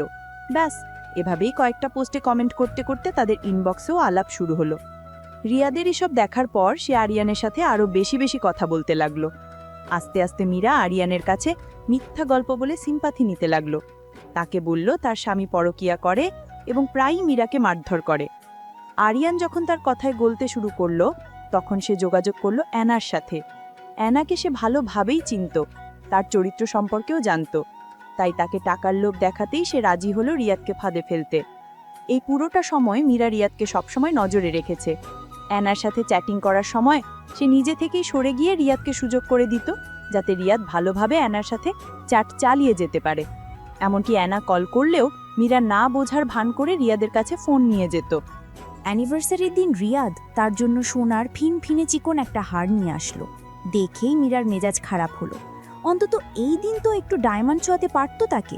অথচ কয়েকদিন আগে মীরার জন্মদিনে আরিয়ান তাকে ডায়মন্ডের কি সুন্দর একটা ব্রেসলেট পাঠালো, রিয়াদের কাছে সেটা পাথরের ব্রেসলেট নিজে কিনেছে বলে চালিয়ে দিয়েছিল। মীরার আরও মেজাজ খারাপ হলো যখন সে অ্যানার কাছ থেকে জানতে পারল যে রিয়াদ আজকের দিনেও অ্যানার সাথে ঘনিষ্ঠ সময় কাটিয়েছে। ব্যাপারটা মীরার খুব আত্মসম্মানে আঘাত করেছিল। তাই সে অ্যানাকে বলে দিয়েছিল সে যেন মাঝরাতে রিয়াদকে কল দেয় আর সে গিয়ে তাকে হাতে নাতে ধরতে পারে। এসব ভাবতে ভাবতে মীরার মাথাটা আমারও ভনভন করে উঠল। সে বারটেন্ডার ছেলেটাকে ডেকে আরও এক গ্লাস মদ নিল। মদে বেশ বড় একটা চুমুক দিল। রিয়াদের নির্বুদ্ধিতার কথা মনে করে ঠোঁট বাঁকিয়ে অল্প হাসল। আরেকটু হলেই রিয়াদের সাথে সম্পর্ক ঠিক হয়ে যাচ্ছিল তার। তাই বুদ্ধি করে বাসায় অনুষ্ঠানের দিনই অ্যানাকে দিয়ে রিয়াদকে হোটেলে ডেকে নিয়ে গিয়েছিল মীরা। সে ভালো করেই জানতো অ্যানার প্রেম নিবেদনের ডাক রিয়াদ উপেক্ষা করতে পারবে না। যেহেতু পরিবারের সবাই রিয়াদের সাথে মীরাকে মিল করাতে উঠে পড়ে লেগেছিল, তাই তাদেরকে সবাইকে হোটেলে নিয়ে গিয়ে রিয়াদের আসল রূপটা দেখিয়েছিল মীরা। এতে করে আর কেউ তাকে রিয়াদের ব্যাপারে অনুরোধ করেনি, বরং বাবা মাই দায়িত্ব নিয়ে ডিভোর্স করিয়ে দিয়েছে। মীরা কখনোই আরিয়ানকে বিয়ে করার জন্য রিয়াদকে ডিভোর্স দিতে পারত না। তার পরিবার, সমাজের মানুষ সবাই তাকে ছিছি করত। তাই প্ল্যান করে রিয়াদকেই দোষী বানালো। মীরার সাথে প্রতারণা করার রিভেঞ্জ নিল। সমাজের মানুষের সিম্প্যাথিও পেল। বাবা মা দাঁড়িয়ে থেকে আরিয়ানের সাথে বিয়েও দিয়ে দিল।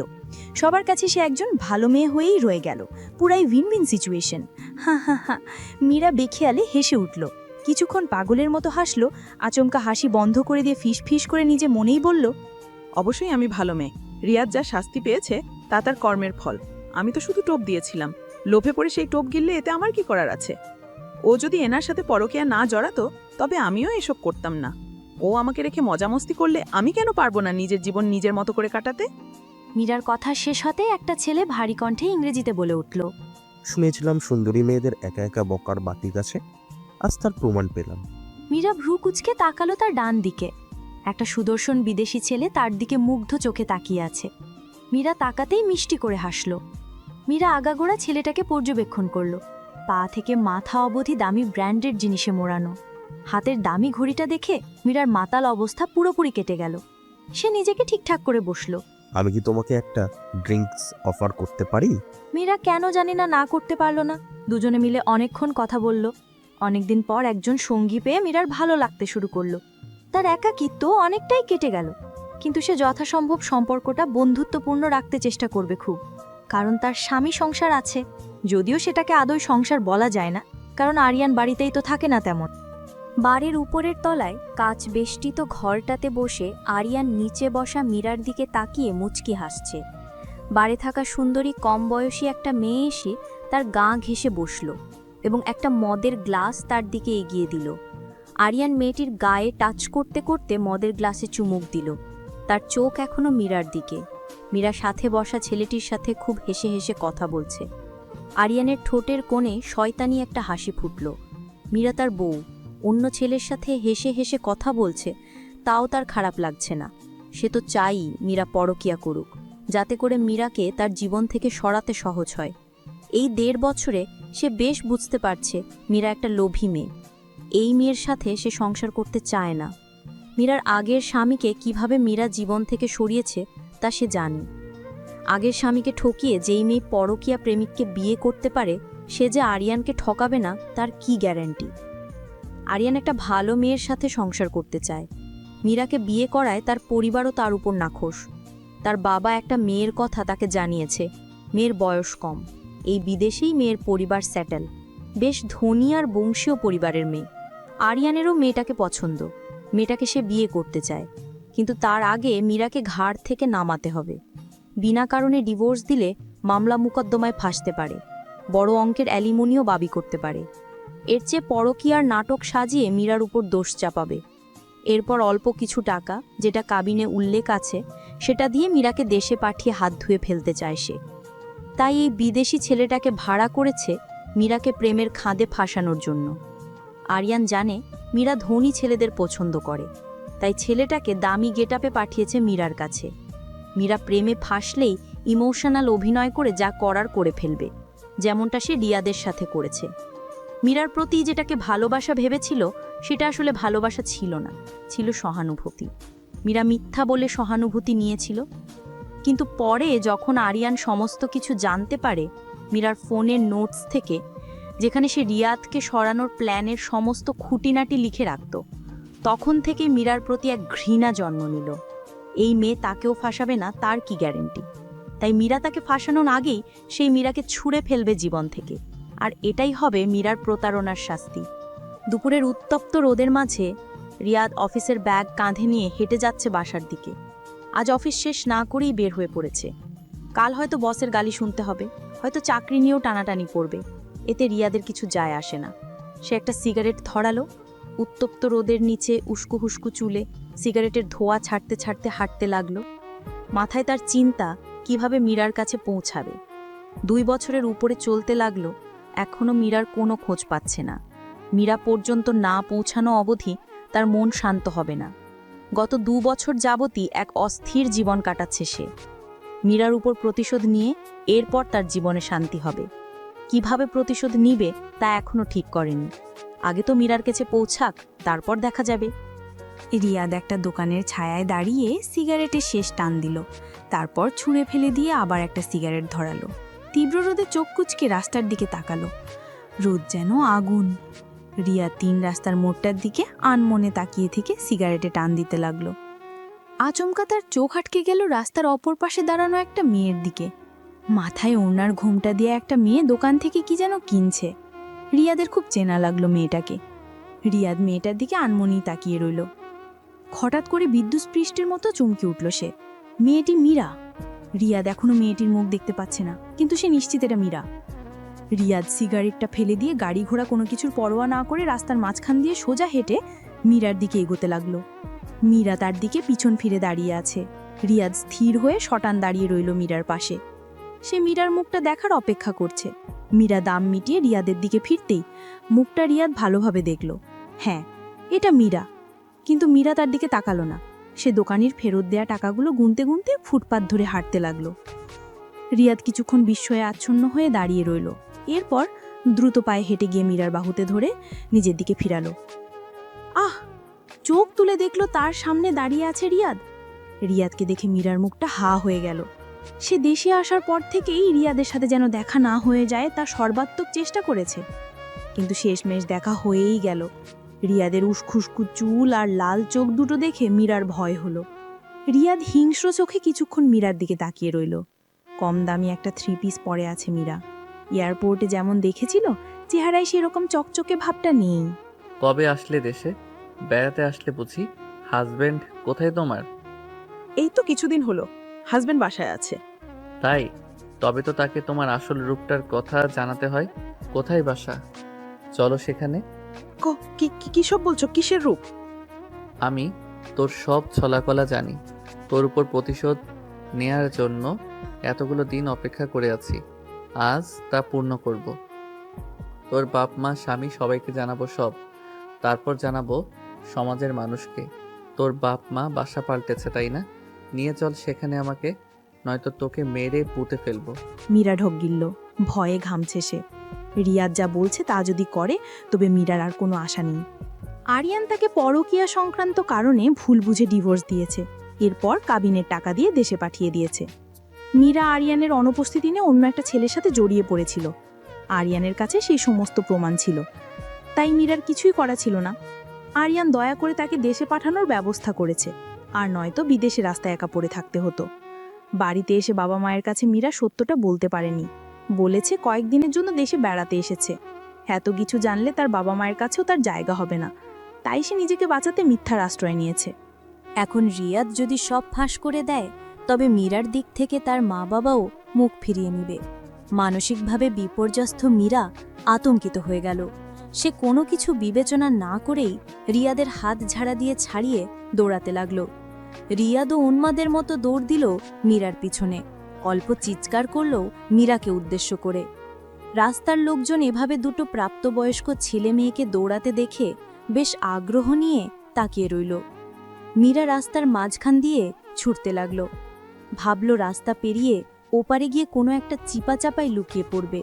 আর রিয়াদও নিশ্চয়ই এতটা পরিশ্রম করবে না তাকে ধরতে। কিন্তু তার ধারণা ভুল প্রমাণ করে দিয়ে রিয়াদ জ্ঞানহীনের মতো তার পিছু করতে লাগলো। এভাবে চলতে থাকলে কয়েক সেকেন্ডের মধ্যেই রিয়াদ তাকে ধরে ফেলবে। মীরা উপায়ান্তর না পেয়ে স্টেশনে ঢুকে পড়ল। ভাবল ভিড়ের মাঝে হারিয়ে যাবে। স্টেশনে ঢুকেই গেটের বাম পাশে দৌড় দিল মীরা। এতে করে রিয়াদের চোখের আড়াল হতে পারল কিছুটা, তাই তার লুকোনোটা সহজ হয়ে গেল। রিয়াদ স্টেশনে ঢুকে পাগলের মতো মীরাকে এদিক ওদিক খুঁজতে লাগল। এত মানুষের ভিড়ে খুঁজে না পেয়ে উন্মাদের মতো মাথার চুল টেনে ধরে চিৎকার করে উঠল। লোকজন এক পলকের জন্য ওর দিকে তাকালো, এরপর ওকে পাগল মনে করে চোখ সরিয়ে নিল। রিয়াদের চুল এলোমেলো, চেহারাও ভেঙে গেছে, ইন করা শার্টের অর্ধেকটা বের হয়ে গেছে। এই অবস্থায় সে এদিক ওদিক ছুটতে লাগল। যে করে হোক মীরাকে সে চাই। আজ মীরা হাতছাড়া হয়ে গেলে আর তাকে পাওয়া যাবে না। মীরাকে পেলে সে খুন করবে। স্টেশনের দেয়াল ঘেঁষে স্তূপ করে রাখা বস্তার পিছনে লুকিয়ে থেকে কাঁপছে। খুব সতর্ক দৃষ্টিতে আড়াল থেকে রিয়াদের দিকে নজর রাখছে।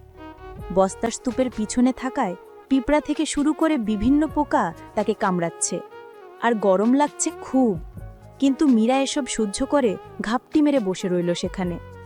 রিয়াদ পাগলের মতো হন্যে হয়ে খুঁজছে তাকে, তাই রিয়াদ না যাওয়া পর্যন্ত এখান থেকে সে বের হবে না। একসময় অসহ্য হয়ে প্রচণ্ড আক্রোশে সে কান্না করে দিল। নিজের এমন করুণ অবস্থা সে মেনে নিতে পারছে না। কোথায় ছিল সে, আর আজ তার কী পরিণতি? এমন পরিণতিতেও রিয়াদের মনের ঝাল মিটছে না। সে এসেছে প্রতিশোধ নিতে। মীরার সমস্ত রাগ পড়ল রিয়াদের উপরে। রিয়াদ তার বাসা পর্যন্ত পৌঁছে গেলে আর সবাই সব জেনে গেলে তার বাপ মায়ের কাছেও আর ঠাঁই মিলবে না। এটা সে হতে দিতে পারে না। প্রয়োজনে রিয়াদকে সে খুন করবে। এত সব চিন্তার মাঝে স্টেশনে একটা ট্রেন থামল। ট্রেনটাকে দেখে মীরার মাথায় একটা বুদ্ধি আসলো। সে যদি রিয়াদের চোখ ফাঁকি দিয়ে ট্রেনে উঠে পড়ে তবে কেমন হয়? পরে না হয় কাছাকাছি কোনো স্টেশনে নেমে পড়লেই হবে। আপাতত রিয়াদের পিছু নেওয়াটা ছাড়ানো যাবে। মীরার মনে আশার সঞ্চার হলো। সে ট্রেনে ওঠার সুযোগের অপেক্ষায় বসে রইল। ট্রেনে ওঠার সময় রিয়াদ বেছে ফেললে আবার কেলেঙ্কারি হয়ে যাবে। মীরা আশেপাশে তাকালো, দেখল একটা পরিবারের সবাই অনেক ব্যাগ নিয়ে ট্রেনে ওঠার জন্য আসছে। ওদের দেখে মনে হচ্ছে বস্তার স্তূপটা সামনে দিয়ে হয়তো যাবে। মীরা ওড়না দিয়ে গা মাথা ঢেকে নিল। এরপর ওরা আসতেই ওদের দলটার সাথে মিশে গেল। আর চোখে একবার দেখল রিয়াদকে।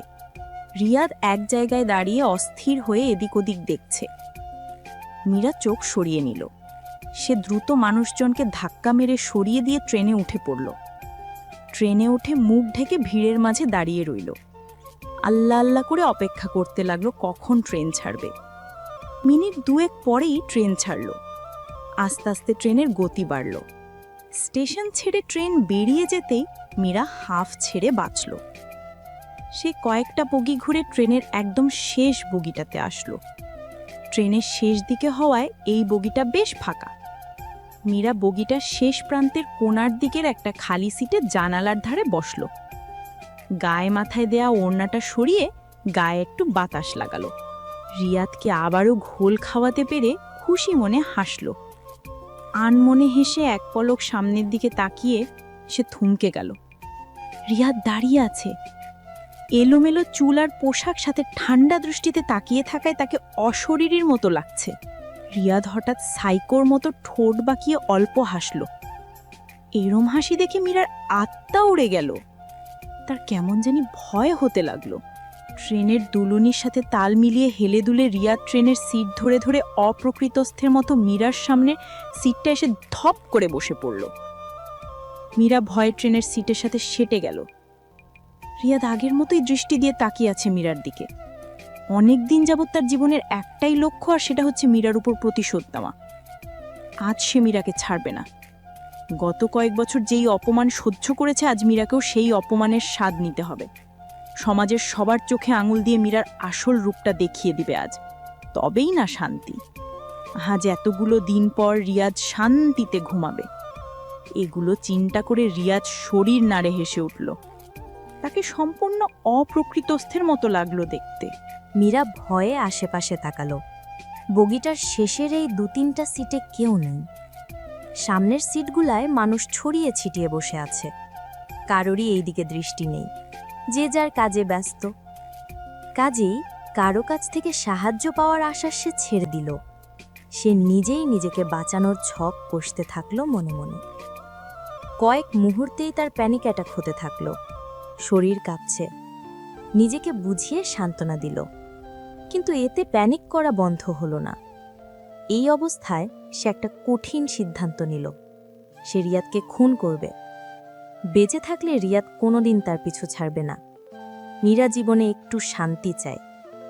যেখানেই যাচ্ছে সেখানেই কেবল তার জীবনে অশান্তিই আসছে। এই অশান্তি থেকে সে মুক্তি চায়, কিন্তু রিয়াদের জন্য সেটা সম্ভব না। রিয়াদ তাকে শান্তি দিবে না। তার একমাত্র সম্বল হচ্ছে বাবা মা আর সমাজের মানুষের সিম্প্যাথি। সেটাও যদি নষ্ট হয় তবে ওর যাওয়ার জায়গা থাকবে না। এর চেয়ে রিয়াদকে খুন করে এই অধ্যায়ের এখানেই ইতি ঘটানো ভালো। মীরা আর রিয়াদ দুজনেই পরস্পরের চোখের দিকে তাকিয়ে রইল। তাদের দৃষ্টিতে ঘৃণা, ক্ষোভ আর আক্রোশ। দুজন দুজনকে পারলে যেন এক্ষুনি ছিঁড়ে ফেলে। দূর থেকে ট্রেনের হুইসেলের শব্দ শোনা গেল। মীরা জানালা দিয়ে মাথা বের করে দেখল একটা ট্রেন দেখা যাচ্ছে দূরে। ট্রেনটা পাশের রেল লাইন দিয়েই যাবে। মীরার চোখে মুখে শয়তানি হাসি ফুটে উঠল। সে হুট করে বসা থেকে দাঁড়িয়ে পড়ল। এরপর দ্রুত চলে গেল ট্রেনের দরজার কাছে। মীরার এরকম চলে যাওয়া দেখে রিয়াদ ভাবল মীরা পালাচ্ছে। সেও দ্রুত তার পিছু নিল, কিন্তু মীরা থেমে গিয়ে দরজার কাছে দাঁড়িয়ে রইল। মীরার মতিগতি রিয়াদের বোধগম্য হচ্ছে না। সে মীরার কাছে গিয়ে মুখোমুখি দাঁড়িয়ে দাঁতে দাঁত ঘষে ফিসফিস করে বলল, আবার কি ফোন দিয়ে আসছিস? নষ্টা, পালাবি ভাবছিস? পালাতে পারবি না আর। তোকে খুন করার ফোন দিয়ে আঁকছি। রিয়াদের মাথায় রক্ত উঠে গেল। সে ঠাটিয়ে একটা চর বসালো মীরার গালে। মীরা এত বড় একটা চর খেয়েও রাগ করল না। সে একটা সুযোগ পেল। এটাই তো সে চাইছিল, কোনো একটা ঝামেলা বাঁধিয়ে রিয়াদের সাথে হাতাহাতির ছলের ধাক্কা দিয়ে তাকে ট্রেন থেকে ফেলে দেওয়া। ঝামেলা না হলেও ক্ষতি ছিল না। রিয়াদকে ভুলিয়ে ভালিয়ে দরজার কাছে নিয়ে নিজে থেকেই ধাক্কা দিয়ে ফেলে দিত। অন্য ট্রেনটার শব্দ ক্রমেই কাছে আসছে। মীরা কিছু না ভেবেই ঝাঁপিয়ে পড়ল রিয়াদের উপর। রিয়াদকে ধাক্কা দিয়ে ট্রেনের দরজার কাছে নিয়ে যেতে থাকল। রিয়াদ মীরার প্ল্যান ঘুণাক্ষরেও জানতে পারল না। সে মীরার ধাক্কায় নিজে থেকেই দরজার কাছে চলে এলো। তার উদ্দেশ্য মীরাকে দরজার কাছে এনে ফেলে দেওয়ার ভয় দেখানো। কিন্তু মীরার মনে তখন অন্য কিছু। সে রিয়াদকে খুন করতে বদ্ধপরিকর। তার বিবেক বিবেচনা সমস্ত কিছু হারিয়ে বসেছে সে। রিয়াদ মীরার ঘাড়ে আর হাতে ধরে জোর করে দরজার কাছে চেপে ধরল। দমকা হাওয়ায় দুজনের চুল আর জামা কাপড় উঠছে। মীরা এক পলক ট্রেনের দরজা দিয়ে বাইরে তাকালো। দেখল অন্য ট্রেনটা কাছে চলে এসেছে, আর কয়েক মুহূর্তের মধ্যেই তাদের ট্রেনটাকে ক্রস করবে। মীরা দ্রুত নিজের সিদ্ধান্ত নিল। রিয়াদের হাত থেকে প্রথমে নিজেকে সম্পূর্ণ মুক্ত করে তারপর রিয়াদকে ধাক্কা দিতে হবে। এমনভাবে ধাক্কা দিতে হবে যেন রিয়াদ পাশের রেল লাইন বরাবর গিয়ে পড়ে। মীরা দেরি করল না। 1 সেকেন্ডও তার কাছে অনেক দামি। মীরা হাত মুঠো করে যত জোরে সম্ভব রিয়াদের নাক বরাবর ঘুষি মারল। নাকে ঘুষি খেয়ে রিয়াদ মীরাকে ছেড়ে দিয়ে নিজের নাক চেপে ধরল। মীরা তৎক্ষণাৎ রিয়াদকে দরজার দিকে পিঠ দিয়ে দাঁড় করিয়ে তার বুকে 2 হাতে সজোরে ধাক্কা দিল। ধাক্কা খেয়ে পড়তে পড়তে রিয়াদ অবাক চোখে তাকালো মীরার দিকে। হয়তো এতক্ষণে সে তার নিয়তি বুঝে গিয়েছে। রিয়াদকে ধাক্কা দেওয়ার সাথে সাথে রিয়াদ বাঁচার তাড়নায় তার সহজাত প্রবৃত্তির দরুন মীরার বাম হাতটা আঁকড়ে ধরল, যেটা দিয়ে সে রিয়াদকে ধাক্কা দিল। ধাক্কা দেওয়ার পর হাতটা তখনও সে নিচে নামাতে পারেনি। মীরা চমকে উঠল। ডান হাত দিয়ে ট্রেনের দরজার হাতলে আঁকড়ে ধরল, কিন্তু রিয়াদের শরীরের ভারে সেই হাত ছুটে গেল। রিয়াদের সাথে সেও ছিটকে পড়ল ট্রেন থেকে। পুরো ঘটনাটা কয়েক সেকেন্ডের ব্যবধানে ঘটে গেল, কিন্তু রিয়াদ আর মীরার জন্য আশেপাশের সমস্ত কিছু যেন ধীরে চলতে লাগলো। দুজন বিস্ফলিত চোখে একে অন্যের দিকে তাকিয়ে রইল। যেই চোখে আক্রোশ আর প্রতিশোধের আগুন ছিল, সেই চোখে জন্ম নিল ভয় আর আতঙ্ক, কিছুটা দুঃখবোধও জন্ম নিল। ট্রেন থেকে পাশের রেল লাইনে ছিটকে পড়ার পর কোনো সিদ্ধান্ত নেওয়ার আগেই অন্য ট্রেনটি নির্দয় দানবের মতো ছুটে এলো তাদের দিকে। ছুটে আসা ট্রেনটার দিকে তাকিয়ে শেষ সময়ে দুজনেই দুজনকে আঁকড়ে ধরল। এসআই জহিরুল হক নাক মুখ কুঁচকে রেল লাইনের উপর টুকরো হয়ে থেতলে যাওয়া মৃতদেহগুলোর দিকে তাকিয়ে আছে। 40-এর উপর বয়স তার, চাকরির বয়সও নেহাত কম নয়। এসব বিকৃত লাশ দেখে দেখে অভ্যস্ত তিনি। এএসআই শামীম তাকে উদ্দেশ্য করে বলল, স্যার, সব দেখে মনে হচ্ছে দুজন নারী পুরুষ একসাথে ট্রেনে কাটা পড়েছে। মনে হচ্ছে সুইসাইড কেস। যেই কেসই হোক, লাশ দুইটা মর্গে পাঠানোর ব্যবস্থা করো। ওদের পরিবারের খোঁজ নিয়ে তাদেরকে ঘটনাটা জানাও। আশেপাশের লোকজন কেউ কিছু দেখেছে কিনা খবর নাও। শামীম চলে গেলে জহিরুল হক একটু দূরে এসে সিগারেট ধরালেন। হাত ঘড়িতে সময় দেখলেন। এসব শেষ করতে করতে বিকেল হয়ে যাবে। কে যে এদেরকে ভর দুপুরে রেললাইনে এসে মরাতে বলেছিল? ভাবনার মাঝে তার বউ কল করল। খুবই বিরক্ত হলেন তিনি। তা সত্ত্বেও কল ধরলেন। হাসি হাসি মুখ করে মধুর সুরে বউয়ের সাথে আলাপও করেন। স্পষ্ট জানিয়ে দিলেন ফিরতে রাত হবে। শালি, তোর যন্ত্রণায় বাঁচি না। এরপর একটা মুখস্থ নাম্বার ডায়াল করলেন। ওপাশ থেকে কল ধরতেই কামুক কণ্ঠে বললেন। ওপাশ থেকে নারী কণ্ঠটি কিছু একটা উত্তর দিল। তা শুনে জহিরুল আরও কামুক কণ্ঠে কিছু অশ্লীল কথাবার্তা বললেন। এরপর কয়েকটা চুমু দিয়ে কল কেটে দিলেন। কল কেটে এএসআই শামীমের দিকে বিদ্রুপের চোখে তাকালেন। শামীমের বই তার প্রেমিকা। অফিসের এক কলিগের বিয়ের অনুষ্ঠানে শামীমের কচি বউকে দেখে নিজেকে আর সামলাতে পারেনি জহিরুল হক।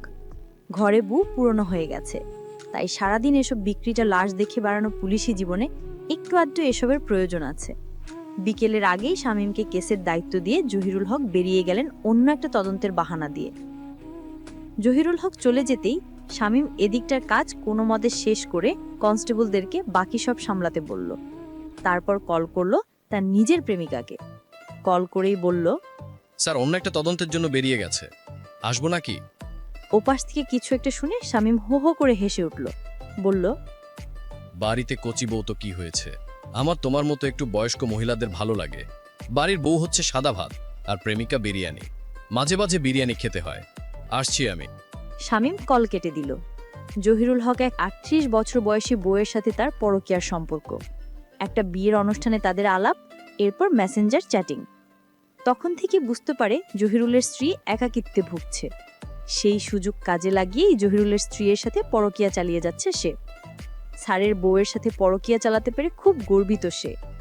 জহিরুলের নাকের ডগায় বসে তার বউকেই ভোগ করছে, অথচ জহিরুল টেরও পাচ্ছে না। নিজেকে খুবই চালু ভাবে সে। বাঁকা হেসে মনের খুশিতে বাইক স্টার্ট দিল শামীম। গন্তব্য পরকীয়া।